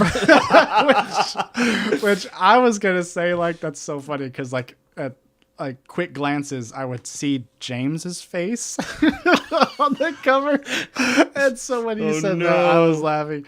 Sorry, James, you don't look like this guy. This guy looks more like Seth Green. I think He does. I pinpointed Very it. short. Yeah. He does. Short, ginger man. It's like Looks like a dweeb. We swear you guys don't all look the same. It's like Shaggy if he got a haircut and like bulked up, So and shrunk. Yeah, So that was a fun addition at the end I was of like, it. sure. But you know what? This game now makes me even happier. Even if I didn't mean to, check out with it. But yeah, I guess it doesn't say Atari, but that was an Atari game, right? Yeah, it Yeah, was. apparently it's Activision. I don't know. Maybe they made Activision. it all the way back then too. I don't remember. Okay, yeah, I know Activision was around. There was like some sort of weird split with like Activision and Atari IP, if I remember It's correctly. like brand new. I got a lot of those games. Like, Right? I think Atari cool. is the one company that I've seen like die like 3 times and still come back in Yeah. some like, weird way. How are you still alive? Yeah, it's weird. But on that, that made me remember something. Oh, hold on, it's coming to me. Oh, okay. So this Pitfall game, it also includes Pitfall and Pitfall 2. Oh, Which is, it's just cool when that stuff's included. a nice little bonus. Yeah, because something I've learned after playing Great Circle and feeling like I want to play more Indiana Jones games, I also picked up this Game Boy Jaffa Color Kings? game, The Infernal Machine. Oh, Yes, for Game Boy Color, and The Emperor's Tomb I've always wanted to play that one. for Xbox specifically. I have something else to say, but I need to talk about these first. I need to go in order here. I'm just so out of order. This one, after I played Great Circle, I found out that this game was on the Xbox Store for as one of their backwards compatible program or whatever. So it is enhanced. If you put this disc in your Series or your Xbox One, that'll make it run way nicer and yeah, it's like really fast loading. It's enhanced. It looks nice. But when Great Circle came out, they took it off the store just shortly before, probably because they didn't want people buying the wrong game, asking for refunds, for how, I don't know, probably just to make it less confusing. And no one's playing Emperor's Tomb today, right? So Yeah. that was probably it. But playing Great Circle and loving it so much, it's like, I want to play Emperor's Tomb and I want to play it on Xbox. I need to buy a physical. I was kind of panicking for a little bit. I don't know if I've talked about this on the podcast, but You haven't. I could not find a copy of this for felt like a while, but it was probably just a week, and I was just freaking out. But yeah, so I was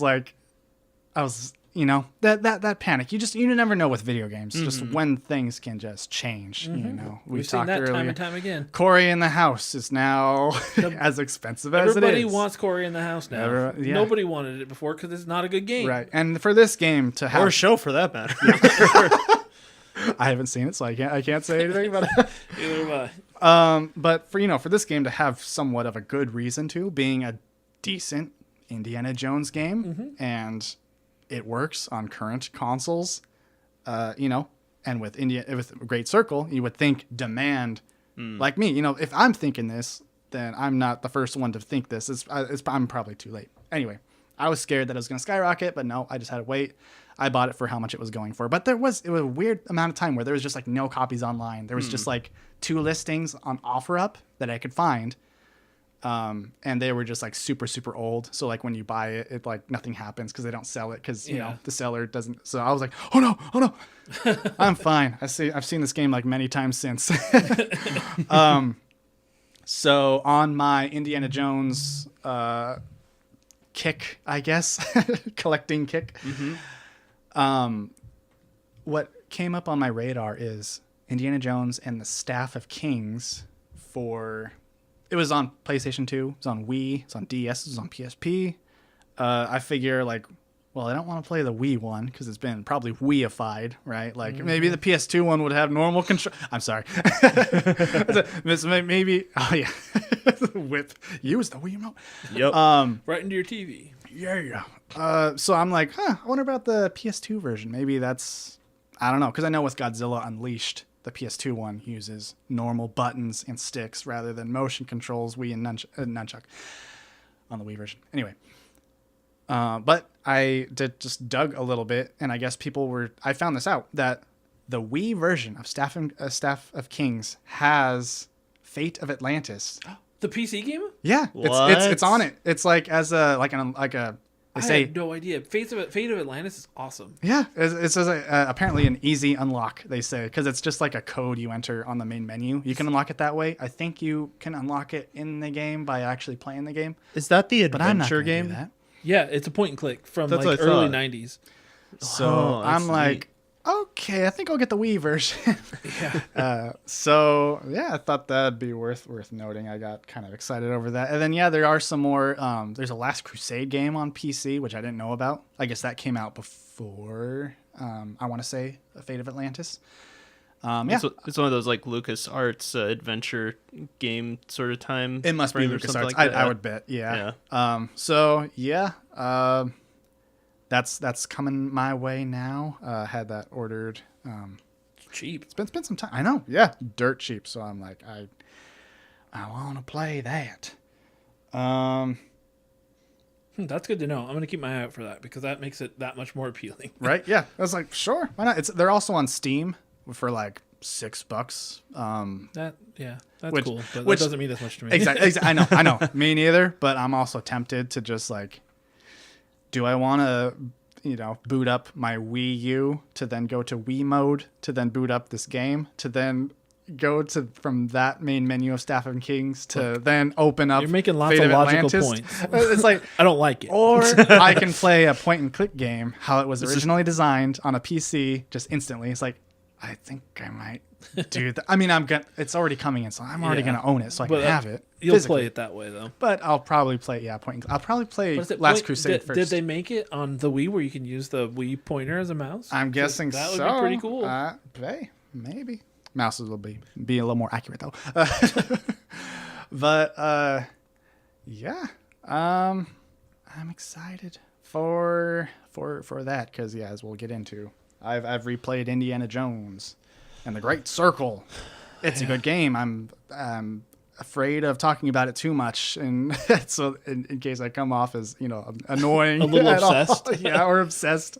It's like, we get it, you like it. Oh, it's just good. I found all 4 of those Indiana Jones games on GOG for like $24. You What's can get GOG? all 4. GOG is it's another computer platform, but it's not DRM like how Steam does, where it's like you have to log in or anything like that. Instead, this like the way they have it set up is you basically buy the game files.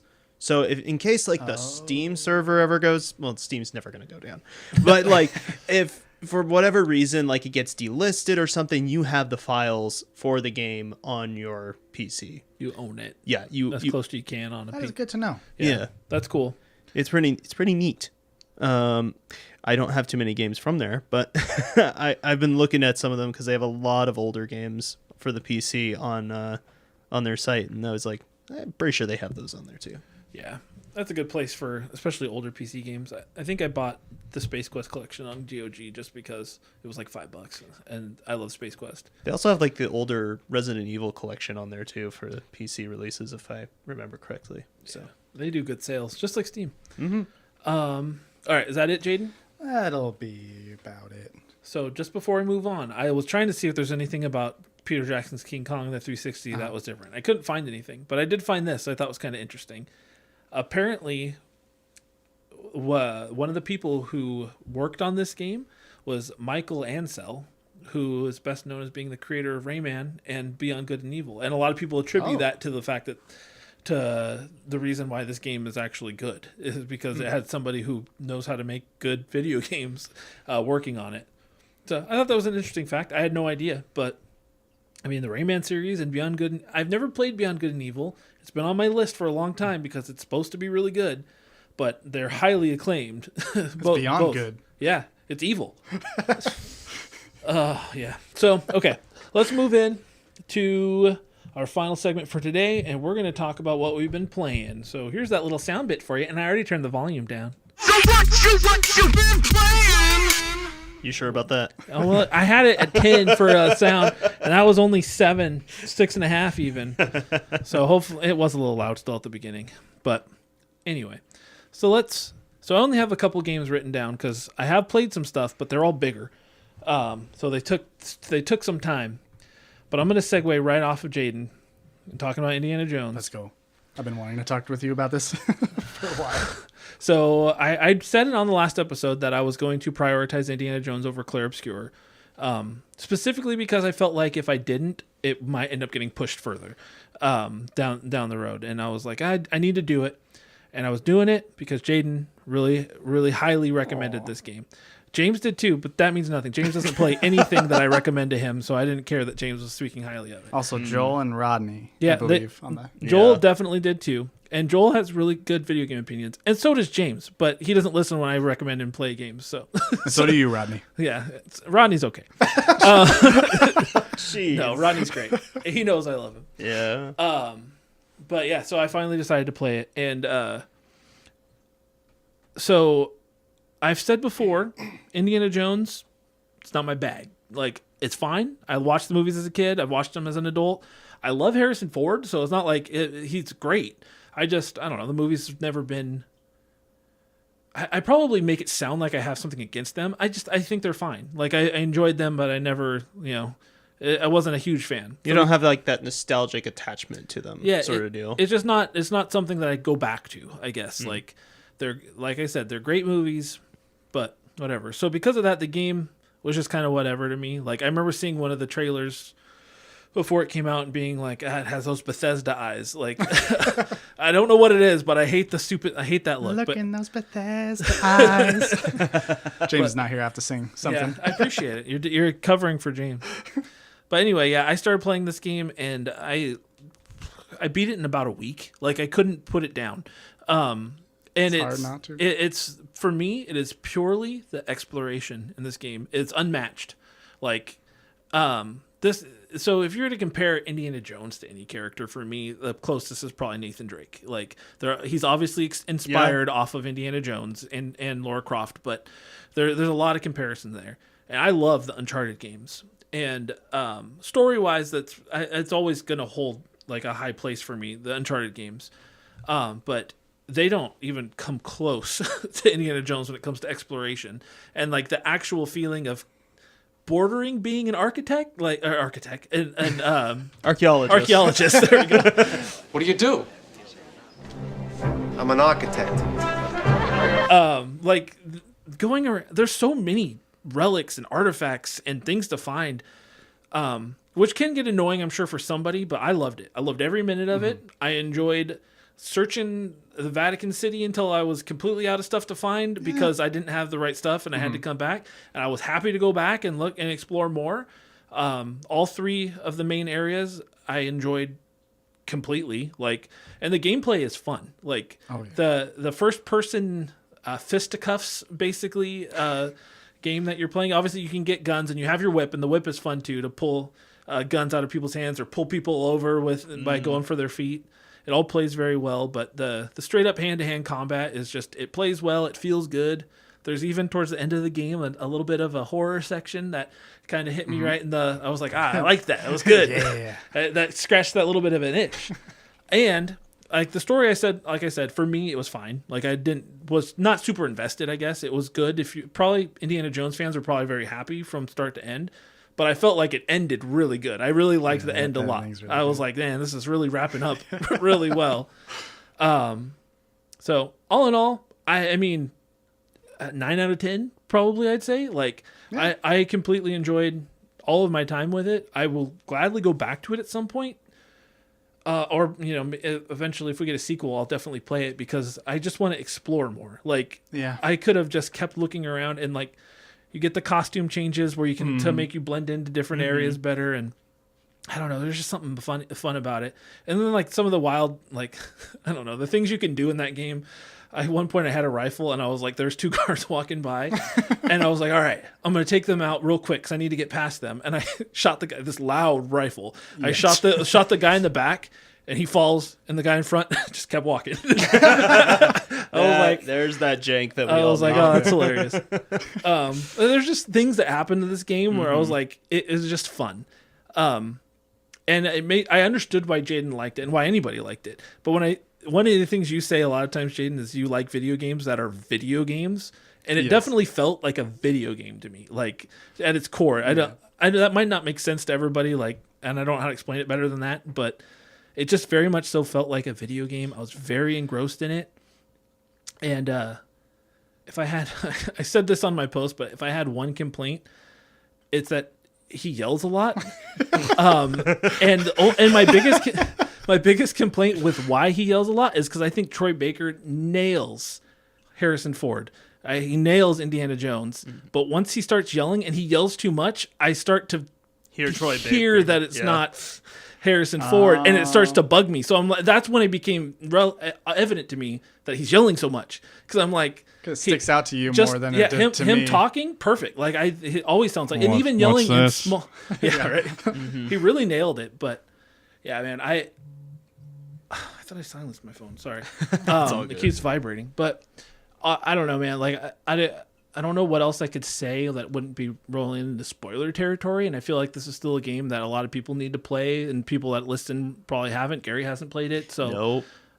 It's not going to be for everybody. Nothing's for everybody, but it's great. I loved it. I'm kind of curious because you just kind of mentioned that it feels kind of more video gamey-ish. My impression, just from what I saw, is that because we have a bit of a trend now in video games that kind of really want to go for that cinematic sort of idea. You think of the PlayStation. Yeah, the PlayStation, God of War or Last of Us sort of deal. So how do you think it kind of fulfills more of a game-ish sort of way, but also at the same time, because a lot of people have mentioned it kind of does feel almost like a movie in a sense, but not in that sense. It feels like something that you're actually playing rather than just sitting and watching the cutscenes. It does a really good job at giving you both of cinematic moments and video game events in the game, I guess. Mm-hmm. And also each area being a big like open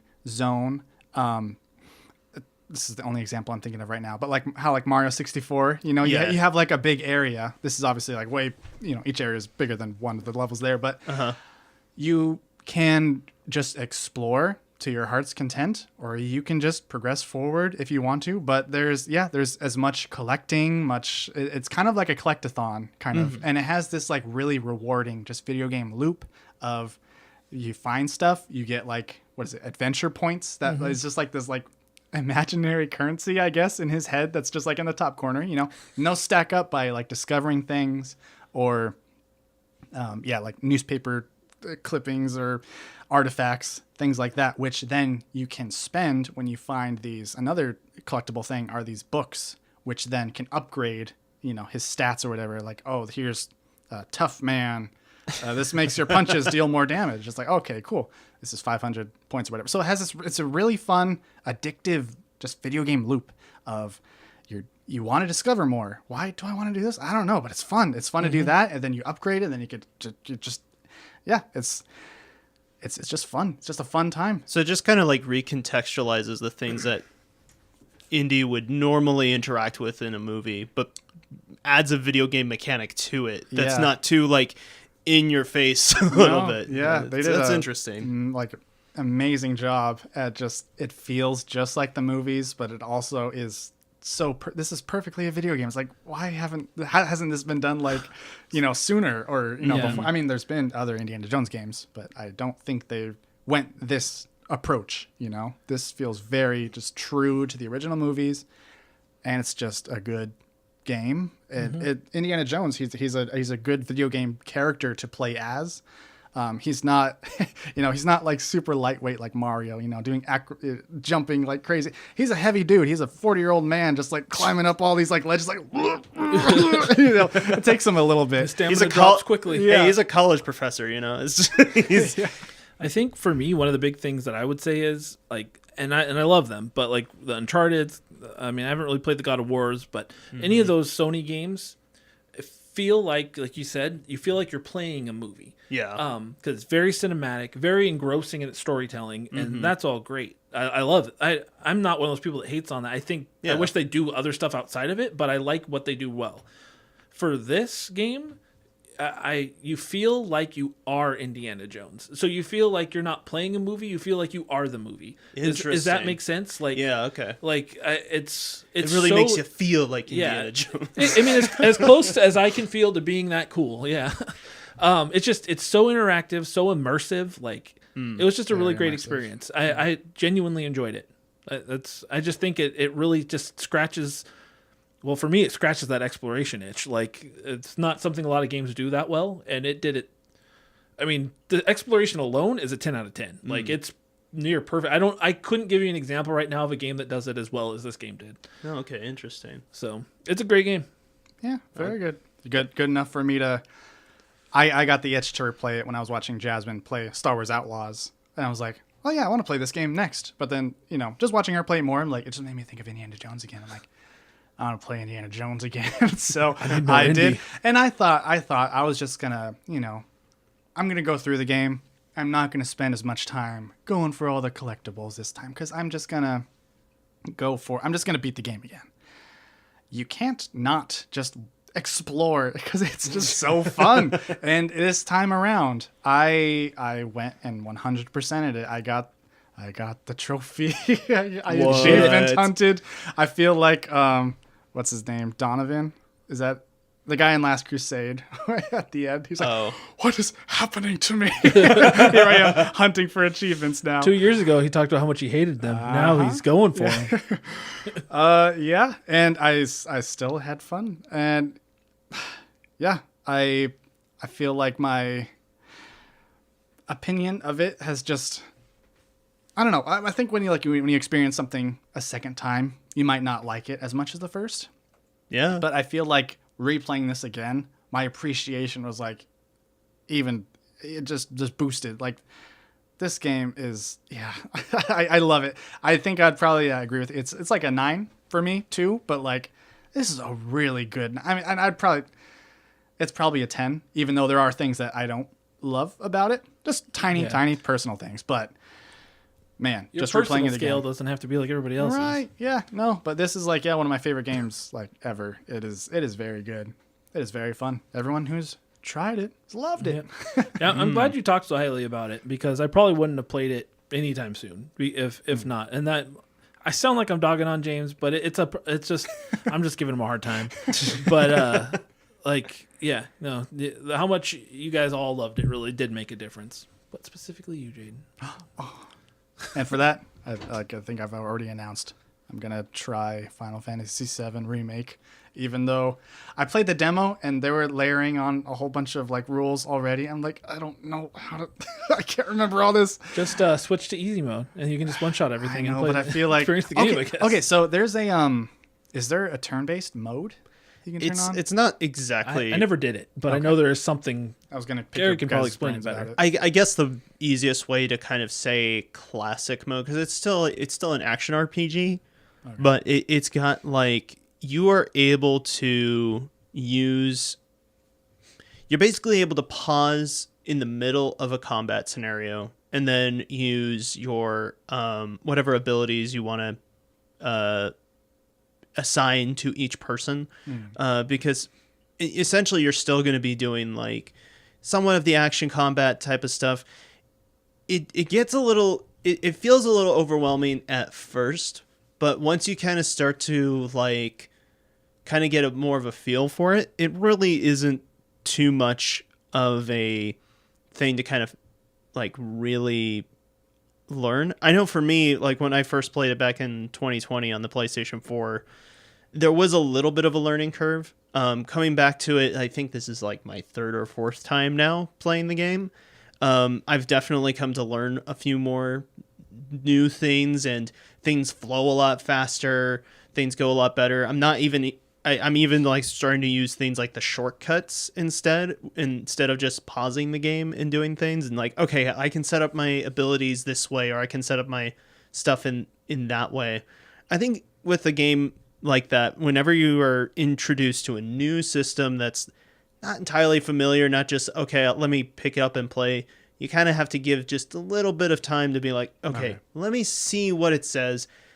It becomes very intuitive after a while. Like you get used to it pretty quickly, I feel like. Yeah, and I do feel like the way the game plays, you can play the battle system at a very basic level and play through the game. You kind of maybe have to learn some things a little bit more, get better at a few things, but you don't have to master it to really beat and enjoy the game. Okay. But there is some side bosses and stuff that's where I learned I didn't know the battle system as well as I thought I did when I fought Leviathan the first time. Oh, yeah. And I was leveled for it, but I was just getting my butt whooped. It's when I had to learn some of the deeper strategy to it. And then I took that into Rebirth with me. But it's that's one thing I appreciate about it though, because the first time I played it, I didn't do the Leviathan fight. I just kind of played the game, played through it, and I loved it. And I didn't realize. Well, I thought I'd learned the battle system, and like I said, I didn't realize I didn't actually learn the depths of it, but it didn't make me feel stupid, you know, playing through it, if that makes sense. And don't even get too wrapped up in the idea. Well, how can I play this the best possible way? Rebirth came out 2 years ago. People are still learning stuff in that game. Things that like, there's like small little attacks that people were like learning for the very first time even existed in the game, but they were already programmed in like for when you switch characters and whatnot. It's like, huh?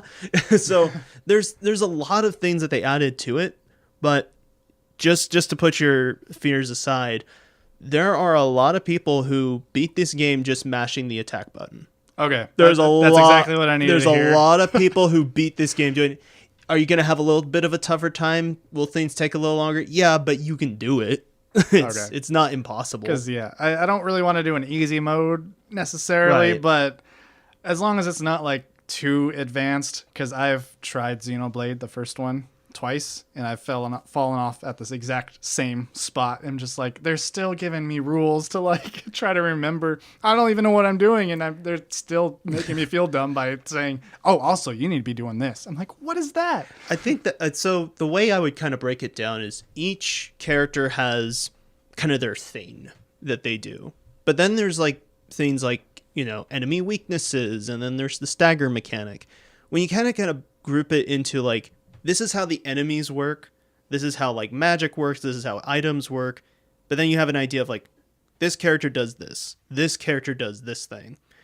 It doesn't, they never overcomplicate it to the point where it's like, oh, you're going to get lost in the sauce too much. Okay. You could if you try to learn everything at once. But I mean, I think if you're just starting out, you've never tried it before, just get used to playing like 1 or 2 characters, really. Then there's only 4 of them in this game. So it's not like abilities that each person's going to have. And then you're trying to figure out how to weave them and everything. And it becomes more like you're playing an MMORPG at times with some of the stuff. But I don't think it ever becomes too complicated. If you get to like really high end level fights, which are optional, it can be. It can, but it's not.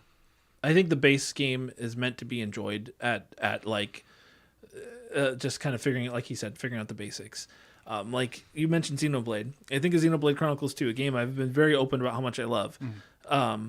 That game, I think I was about 20 hours in and was still trying to figure out the battle system. You need like a college degree to understand it. I literally found a diagram somebody had wrote out, and a picture, and they detailed like everything. And I had to like read that and like play battles as I was doing it to finally get it to click.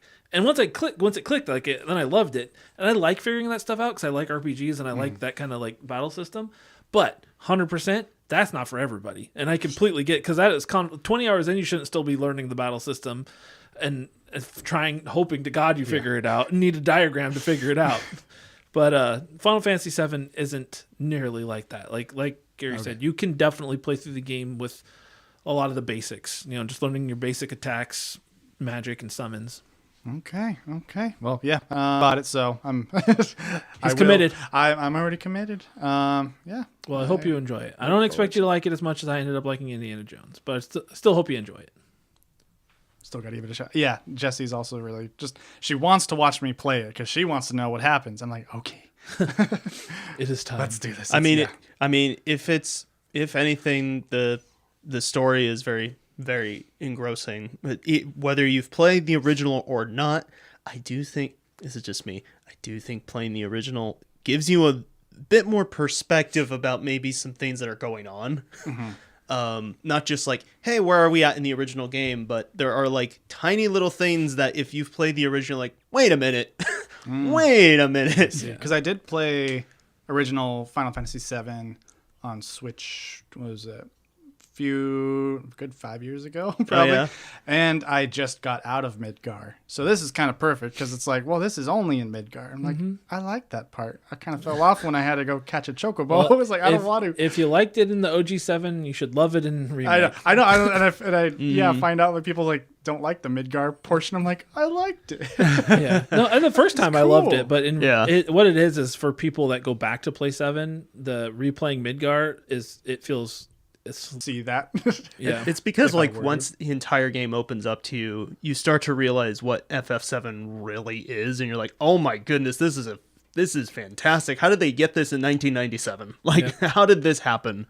But most people, I think your experience is like most people's experience. They got through Midgar and are like, okay, that's good. That's pretty good. But yeah, it's remake just, it does that portion, but it does it with so much more depth and, well, dramatic flair. Let's just put it that way. Yeah. From what I've already seen in the demo I've played, it's crazy. I think it's just been enough like amount of time to where, and it is just good music in general, but enough time has passed to where like these tracks are like, oh, it feels nostalgic. I don't know if that's like even possible yet, but it's good. Even just today when the Rebirth portion came up and the music started, I got this chill like right down like the back, and it ran all the way down my spine. It just hits different. I have just been listening to that Rebirth soundtrack ever since it got released to like Spotify and YouTube Music for like the last several days. The music is probably I always say this, Square Enix may not always make a 10 out of 10 game, but they always make a 10 out of 10 soundtrack. They make some great Pretty music. much everyone that they have on that sound team knows what they're doing, knows their stuff to make it really, really pop, and just memorable tracks. I mean, there's so many Aerith focused tracks that make me still cry a little bit. But then it's like, this is one of the things where I say, I think if you play the original or if you had any connection to Final Fantasy VII prior to this, you're going to start noticing certain music tracks play at certain times, and music tracks that weren't in the original game.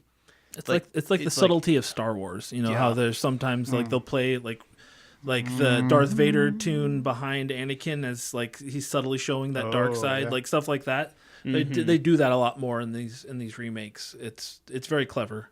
Yeah, and then there's just like some music where it's like that wasn't even in the original game.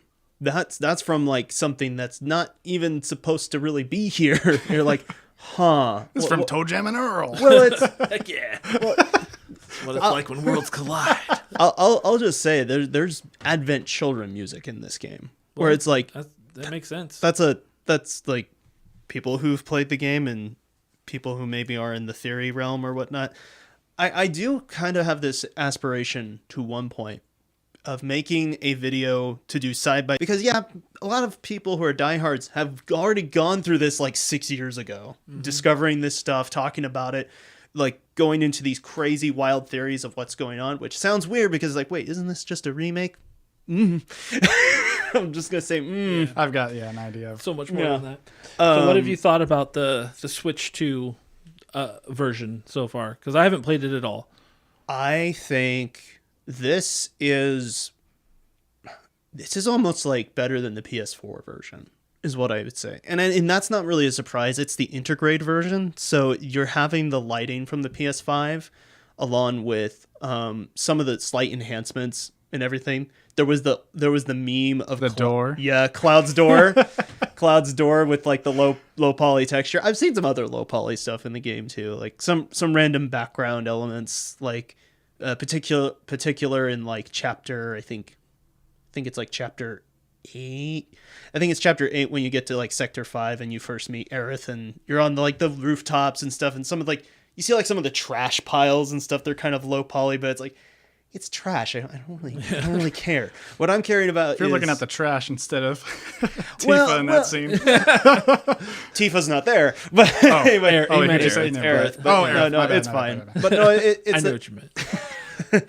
but it's nuts thinking about like how good they were able to kind of nail just the things that really matter in remake to when you're playing it, how much they were able to just like transport that from like the PlayStation 5, from the PC, and now you have it on Switch too. Yep. It's a weird thing too where it's like you would think the docked version actually would look better. Actually handheld, for whatever reason, looks incredible. Well, that's also the key like selling point to anybody who's buying it again. Is the fact you can play it in handheld. Yeah, you notice things a little bit more when you have it docked. I notice like It's not too surprising. Not I guess. Bigger screen. Makes yeah, sense. the Switch 2 specifically has an issue with rendering characters' hair, and a lot of the gaming websites were like pointing out Cloud's hair specifically, which I think it's because one, it's a light color. He's blonde. It's big, spiky. You constantly see it. But I think just in general, the game has a little bit of like, they chose to go with like a bit of a dithering pattern with hair instead of it being like the individual strands and stuff like that that's simulated, and whatnot. Which I don't know. I don't need super pretty hair if I'm gonna be playing this game. I mean, it looks fine. I don't necessarily care. I mean, I'm just glad. Apparently, another several million people are now getting to enjoy it. So I'm. Yep. Again, I don't know how many of those are triple, quadruple dippers like me, but I can imagine there's a good percentage of that population who've never touched Final Fantasy before or have never even thought about playing 7. There has to be it's at interesting. least some. But on that note, we've expressed how much we love Indiana Jones and how much we love Final Fantasy 7. And if you hadn't already figured that out by listening to this podcast, then you are stupid. You get the X button game of whatever approval thing, whatever we called that. Sorry, I went to look at the back of this. This is my favorite steelbook. It has this image on it from when they re-released the game on PS5. Oh, it's yeah, of Yuffie and what's his face. Shinon. What's his Sinon, butt? I think is his name. It's such a good look, such a pretty image, and on the steelbook it looks really nice. But let's keep moving. I'm running out of time on my card. Sorry. I don't want to rush us too much. My but bad. What else have you been playing, Jaden? I played through DK. Like, has this been talked about much on the pod? Not really, because I didn't do a lot of episodes in between when it came out. Okay. Yeah, and then when it came out, it was like Tony Hawk and DK Bonanza were like I think a week apart, something like that. And it's like, I'm sorry, DK, I gotta go with you know. So I played that like to death, and then I double dipped, played it again To death. and then I'm like, okay. Because when I got it at one of those Costco sales. I let my brother play through it. Then I even let my friend Brittany play through it. And now it's back. I'm like, oh, yeah, I have that game. I should play that game. And it is fun. It was fun. It was very, very fun. I think how you described it, it is mindless, which I know a lot of people, they're not crapping on it, but they're all wanting, Mario. But it's like, if you like Nintendo, you'll still love this. It's very good. It is crazier than. I don't want to compare it to Mario Odyssey, but it is a somewhat close comparison to give you a starting point of like what to expect. I would say it's like that, but like crazier, maybe more. I don't know if experimental, but just so. Which the punching feels amazing. Yeah, the destruction in this game is just unmatched. Yeah. Like, but it's also kind of this is weird to say it, but this game's almost like too fun. Like you kind of get burnt out from having so much just fun doing that. It does get a little tiring, and the comparison I thought of, it's like this game, even visually, it's kind of like candy. Like candy is amazing, and like. It's like the best thing, but it makes you sick pretty quickly, like you're just kind of like, oh, There's only so much DK I can take. right? Yeah. And then, there's a lot to like discover and explore. But then at a certain point, I'm just like, like eating too much candy. It's like, I just got to see this through to the end. Like if I keep at this rate, I'm not going to, yeah. I did make it to the end. And I would probably have my experience as a whole, like this was I would kind of put it at like, this is a good 8. I think I prefer Mario Odyssey. Not that this game is bad. It's just different. And that's okay. I mean, I actually prefer that we got something new and crazy like DK rather than a Mario Odyssey 2, which would I have loved to have also have, gotten in a parallel, different timeline. But we got this, even though, like I said, Odyssey is a really good game. Then I got to that ending, and it wasn't even like that. It wasn't really like a sad moment or anything. It was just happy, and just the whole, everything that happened, and just everything I went through, and just the credits came on. I just sat there, and just like tears just rolled down my face, and I'm just like, is this a 10? Is this an 11? Like, I was very pleased. So overall, yeah, I would still, I mean, who cares about number ratings or whatever? Like if this seems somewhat fun to you, I think you will find it fun. It was really good. Yeah. even if, like I said, it does kind of get, it is pretty mindless, and it is, you can get tired of it kind of quicker, but it's also just pure like Nintendo, just refined, just fun Nintendo. So I was really happy with it. And it's nice. I mean, it's obviously an established character, but Nintendo in the last handful of years hasn't taken a lot of chances.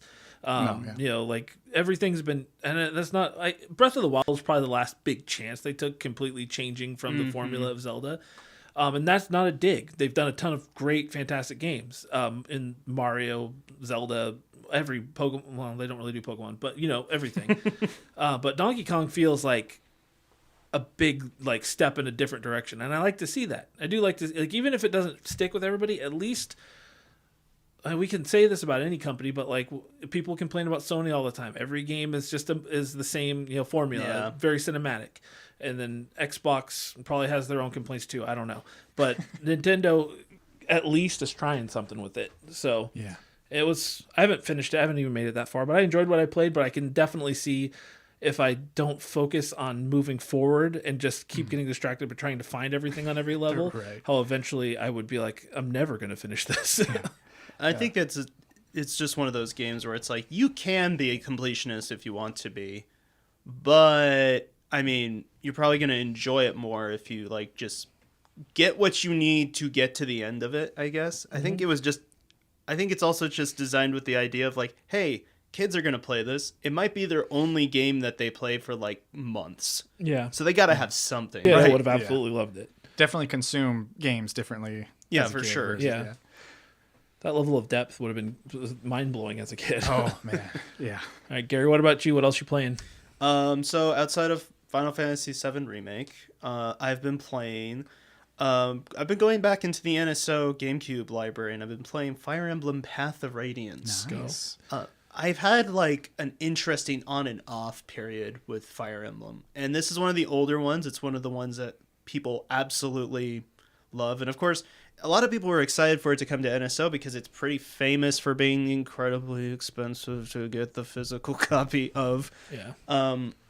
And I think it's interesting to kind of go back to a Fire Emblem that doesn't have a whole lot of the extra elements that it kind of has now, which that's great. I haven't really been able to stick with any of the modern ones. I plan on playing Three Houses before Fortune's Weave comes out this year. Have you played Awakening? I did play Awakening. Awakening was great. I didn't finish Awakening, but I did play it. I also played Fates as well. I liked both games quite a bit, and I'm like, I love this this turn. Well, it's like this tactical RPG style. I really do enjoy that because one of my earliest RPG memories is actually like Shining Force, which is kind of like Sega's answer to Fire Emblem back in the day. But I also thought it was really interesting too because it's classic Fire Emblem, it has permadeath. Yeah. So you got to be careful with the characters and how you play through them. And like, I started to think of the game less of like, okay, it's a turn-based RPG sort of thing, and more like a puzzle game in a sense of like, how do I solve each of these maps in just the right way? Yeah, you have to play it super strategically, or you will end up screwed. I am not save scumming. Let's just put it that way.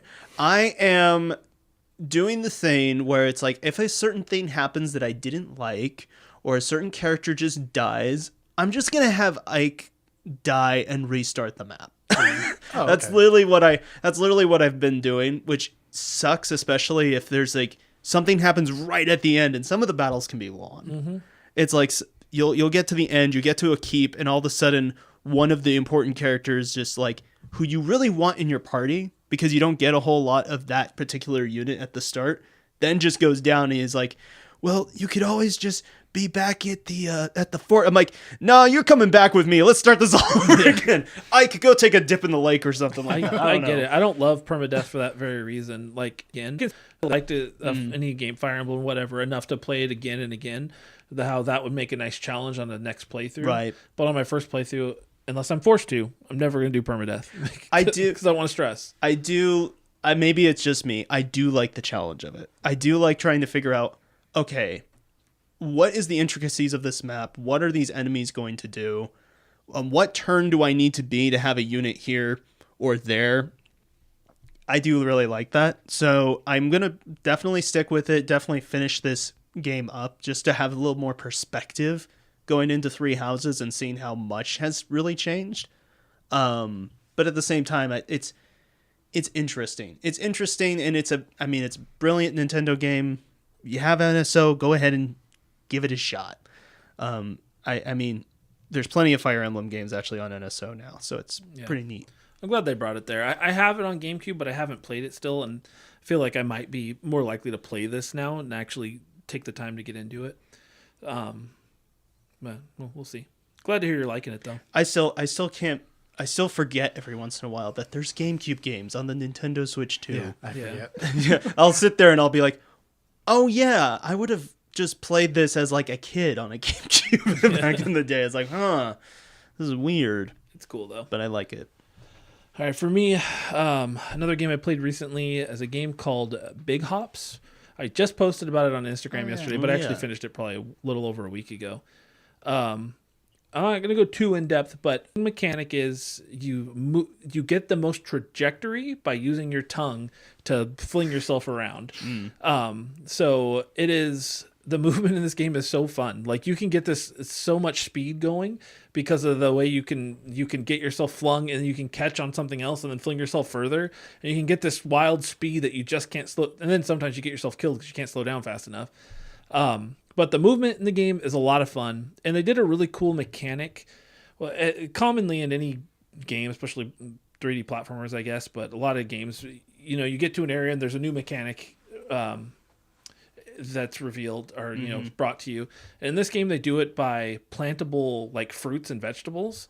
So you plant the fruit and you can grow a tree, and then you can like carry these with you to use them. However, to do more access to get access to more areas. So there's like a coconut that you throw and it shoots out like a vine that you can walk across like a high wire. Or there's like ones that you can throw down that make it like bouncy pads, or ones that grow up into like vines and stuff. Anyway, as far as 3D platformers go, I had a lot of fun with this because it's not too terribly long. I want to say it took me about kind of doing everything probably took me about 15 hours to beat. And then I did a second playthrough because I had to do a speed run for a trophy. And you can beat the game in under 4 hours because I did it. But it's not, I guess it's not terribly long, but it is fun. It's charming and surprisingly funny at times. Like some of the characters say some pretty off the wall things that did get some laughs out of me. I don't know. I just really enjoyed it. It's 3D platformers are so hit and miss. Like Ukulele is a great example of a 3D collectathon. It was, nobody loved it. It was just okay, Yeah. Obviously Super Mario 64 is the pinnacle, or Mario Odyssey. They're both so great. I played A Hat in Time last year, and that's a 3D platformer, and it was good. Like I enjoyed it, but Big Hops, that Hat in Time has gotten a lot of like discussion around it over the years as a really top notch 3D platformer.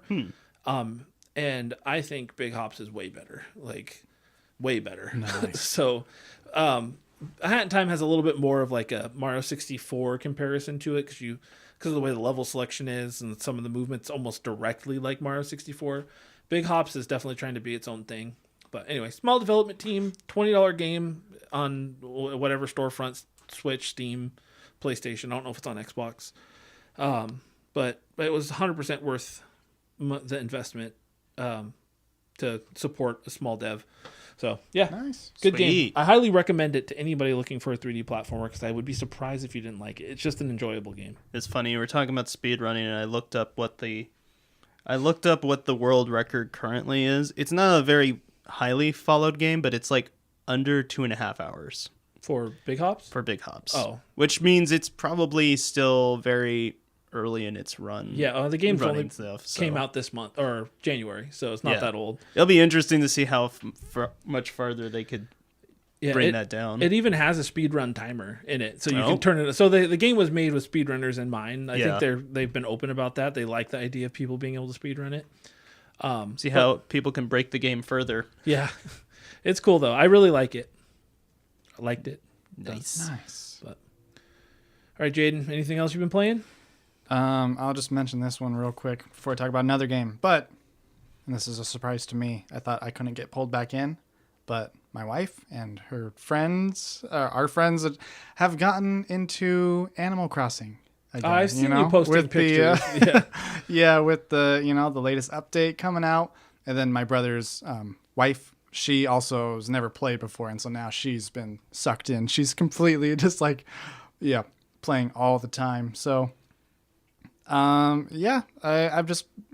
gone back and I've just been kind of doing more things that my house, it was disgusting. It was like, so I think I did it as a joke before, but now looking at it and seeing just, I don't know, just people's just nice looking things. I'm like, I need to do better. I want to do better. This little town of mine, I gotta take care of.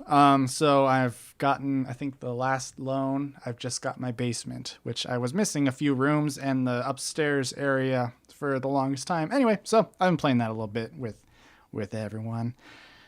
But I've been also playing most recently the Advanced Wars reboot. Oh yeah. And also going back and forth between that and then the DS game Days of Ruin, because I don't know, I just wanted to play DS. And I was like, hey, I actually know how to play this game now, because when I actually learned how to playing Reboot, it kind of eases you into it better. And it is a very fun, it's kind of like chess. And, you know, each, your tank, your ships, your, you know, helicopters, it's all like a game of rock, paper, scissors. And it's very fun. I realize going back to the DS one, because you can't reset like a move. You're like, oops, I didn't mean to move him there. Let me not do that. You can't do that on the DS game. So I think that was added in the reboot. And it made me realize like how indecisive and how slow I am at playing this game. Because like I should not be playing these matches for as long as I have been. Because I'm just like thinking way too hard about each. Yeah. It's Anyway. probably better, because I've always found that I'm really bad at Advanced Wars, and I think it's probably because I play it too fast. Oh, I see. Yeah, but yeah, playing the DS one was a fun challenge, because it's like, oh, there's no going back. If I make this move, I just gonna have to deal with it rather than, you know, suffer the consequences of my dumb mistake there. But yeah, it's a lot of fun. I think I'm at the end of the first game in the reboot collection, I want to say. And yeah, just a fun little game. Something I learned about Advanced Wars Days of Ruin, and you might already know this, but I guess this was never released in Japan for the longest time until, because this came out in like 2008 in all the English-speaking places around the world. But the Japanese version was delayed and then eventually just canceled, because this was the more grittier one, aimed probably just towards more American Western audiences. I don't know exactly, but I just know that this game it just didn't come out in Japan until it was like 2013. It was a Club Nintendo exclusive, that digital only. So now that that's down, Japan doesn't have a way Back of to playing not this having game. access to it. So it's technically, a there's no Japanese version. That's super at the weird. moment, I had no unless idea. your 3DS had this DS game downloaded from Club Nintendo. That's weird, because isn't it a Japanese developed game? Yeah, it's Intelligent Systems. That's weird. Yeah, Okay. it's called Famicom Wars DS Lost Light is what that version is called. But yeah, there's a fun fact I learned recently. This game's even more special. I had no idea. I'm glad to hear you're playing those, though. It's that remake. It was a remake. Yeah. It took so long to come out. Like, Yeah. I think because of the war in Ukraine, it Yeah. got delayed. And then by the time it kind of came out, I forgot. Like, I don't even remember hearing. I know it. I kind of remember hearing about it, but it just kind of went under the radar, and Right. I never played it. Like, but it seems like a good remake, a good way to play it. Yeah, totally fine. I think, I don't know. I like how Game Boy Advance games look. So I think that would have been nice. The 3D models they do the job. I kind of like the pixel art, but that's just a preference thing. It's all cleaned up. It's all pretty. The animation, the character models, it's like this cool 2D, 3D fusion. Yeah. It looks really nice. You can really not pull that off well often. This, I think, really pulls it off. It's really pleasing to look at, and how they move, and as voice acting is a lot of fun. Good stuff. It's awesome. You guys Nice. both played an Intelligent Systems game. Or have been playing. Yeah, I suppose so. I'll give Getting all strategical It's a here. very intelligent night.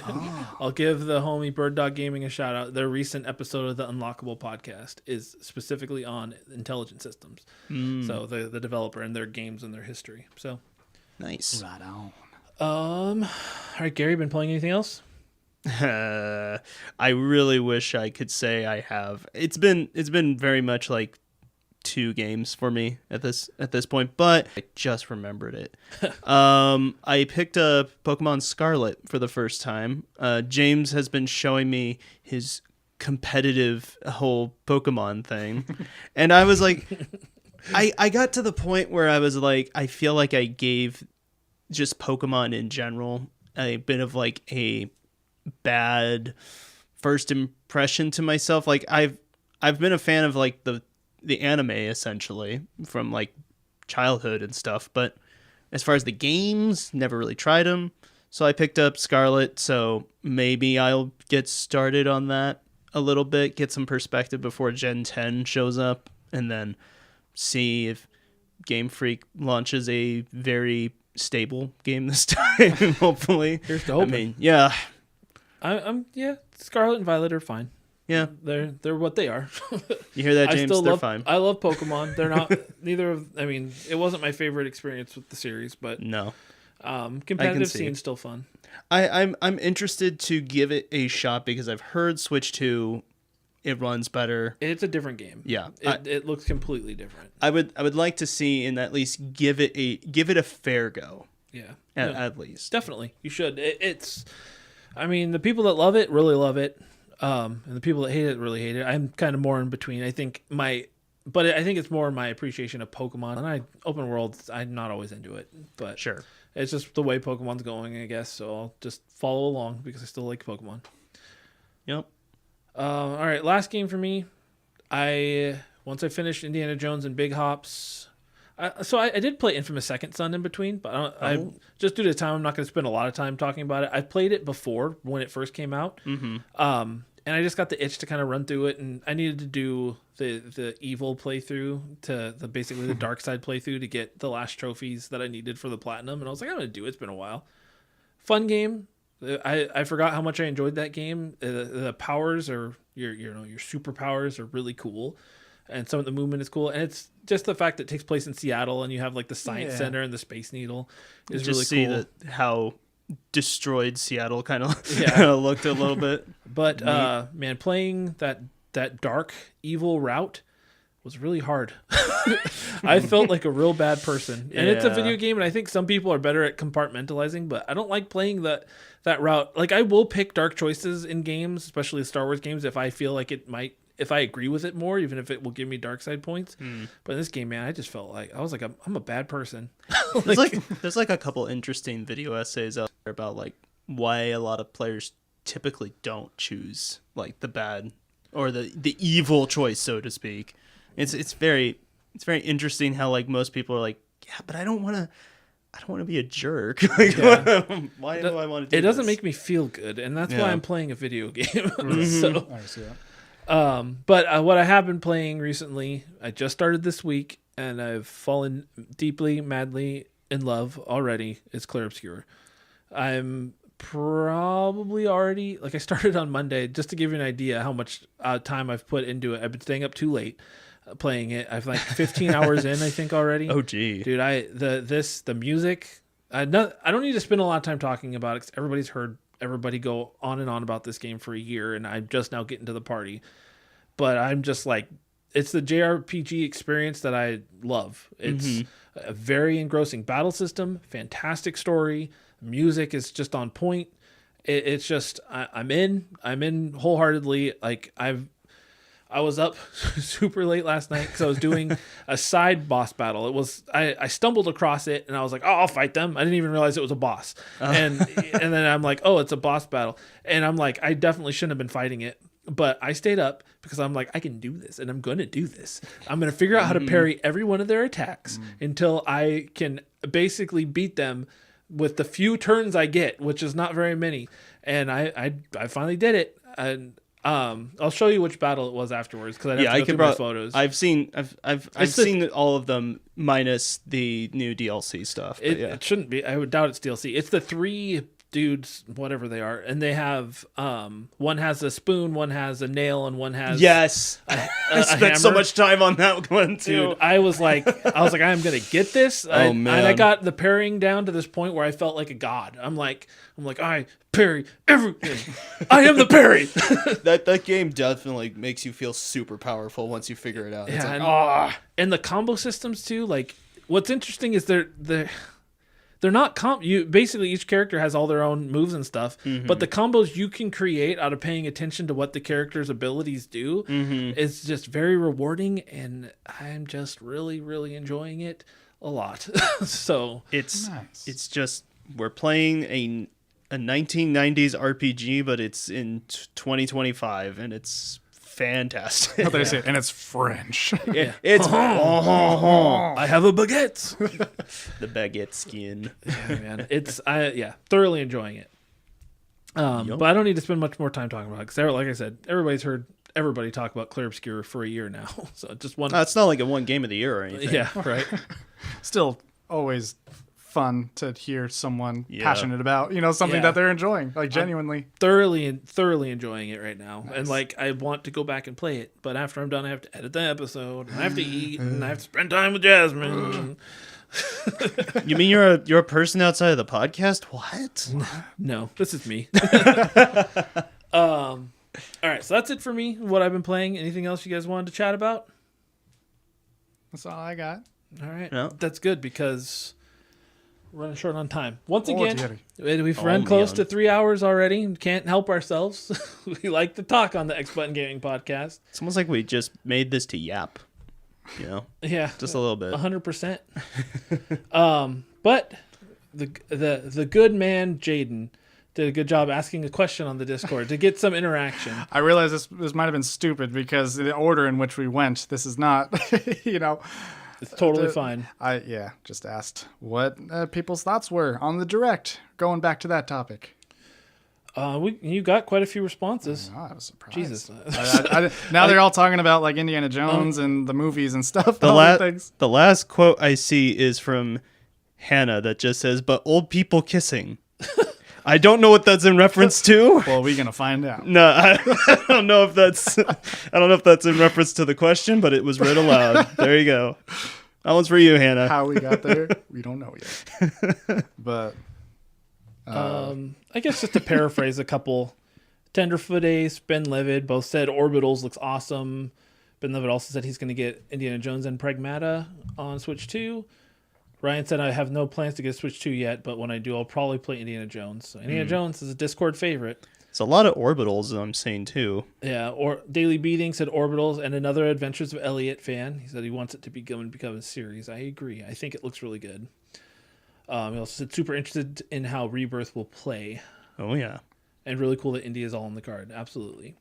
Joel K said Cool Borders. which I believe Nice. earlier in the news he was talking about how he doesn't like Cool Borders. So I'm not I'm not sure what that is. Well, maybe he'll like it the second time. And then Jimmy said, he said, it's just really cool that in this timeline we get big third-party titles like Requiem, Day and Date with everyone. For that reason, maybe this will be the first RE game I play. You can't start with the 9th game. Well, anyway. Plus, I want to encourage Capcom to keep supporting the platform. Also, more amiibos. Finally, Indiana Jones is my king. If you start with the 9th game, James, I've been telling you for years. Whatever, man. Is that better than nothing though?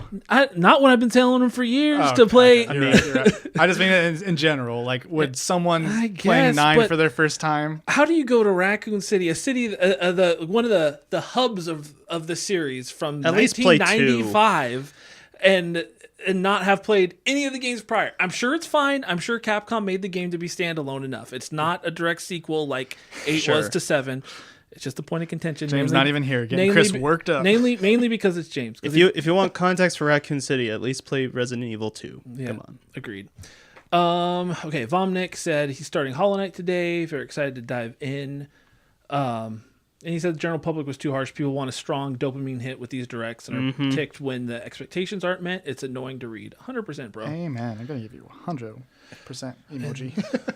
I think Alex is really happy. He says the only news that mattered and it's just a picture of Hollow Knight Switch 2 edition. Yep. And then He loves his Hollow Knight. OK Mori, who I believe is Kieran, said this in response to Daily Beating's comment. So I'm Orbitals? assuming he's saying Orbitals and Adventure of Elliot look good. And then he said, looks swag money. And maybe I'm old, but I don't know what that means other than probably looks cool. That's what it means. Looks swag money. Swag money. And then a bunch of Indiana Jones stuff. Okay, yeah, I think it kind of derails here. Yeah, now they're talking about Indiana Jones. Okay.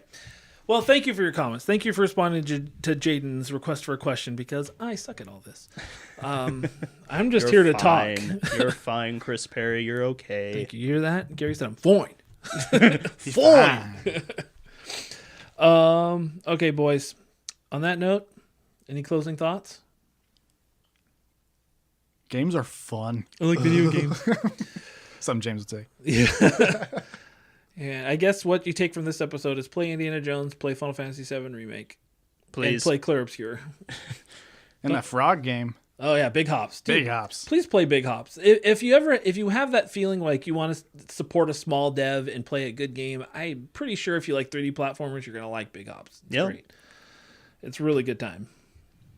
And Right on. I was the 12th person in the world to get the platinum. Yeah. I am a god. Oh, too much time on his hands. It was 12 out of 12. I'm just kidding. Nobody else is ever gonna get it. Oh, no. All right. Well, on that note, we're going to go ahead and close up here. If everything goes as planned, the next episode should be about the NSO Virtual Boy releases with Daily Beating. I have to set up a date for that, and I've already talked to him about it, but I need to set up a date, and we'll have to play them all on release and get an idea, so we can kind of talk about our feelings and stuff. But on that note, I will say one more time, if you're interested on being in an episode, and you don't want it to be a topic specifically, but you just want to chat, let me know, and we'll figure it out. I'll try to pencil you in for the next one of these where we just talk about what we've been playing. Even though this still went 3 hours, we like to talk. And if you like to talk, you're in the perfect place. If you like to listen, well, hopefully you're still here, and thank you. Thank you for listening. Thank you for subscribing. Thank you. Thank you Thank for checking you. out the YouTube channel that I don't post videos on very often, but Jaiden does a hell of a job editing. Like the podcast. Hit the buttons. Like, subscribe. Let's have that Smash giant that swap like button. meet that takes up the Tacoma Dome. The X Button Gaming swap meet. Man. Yeah. But thanks again, guys. And remember to always press X to continue.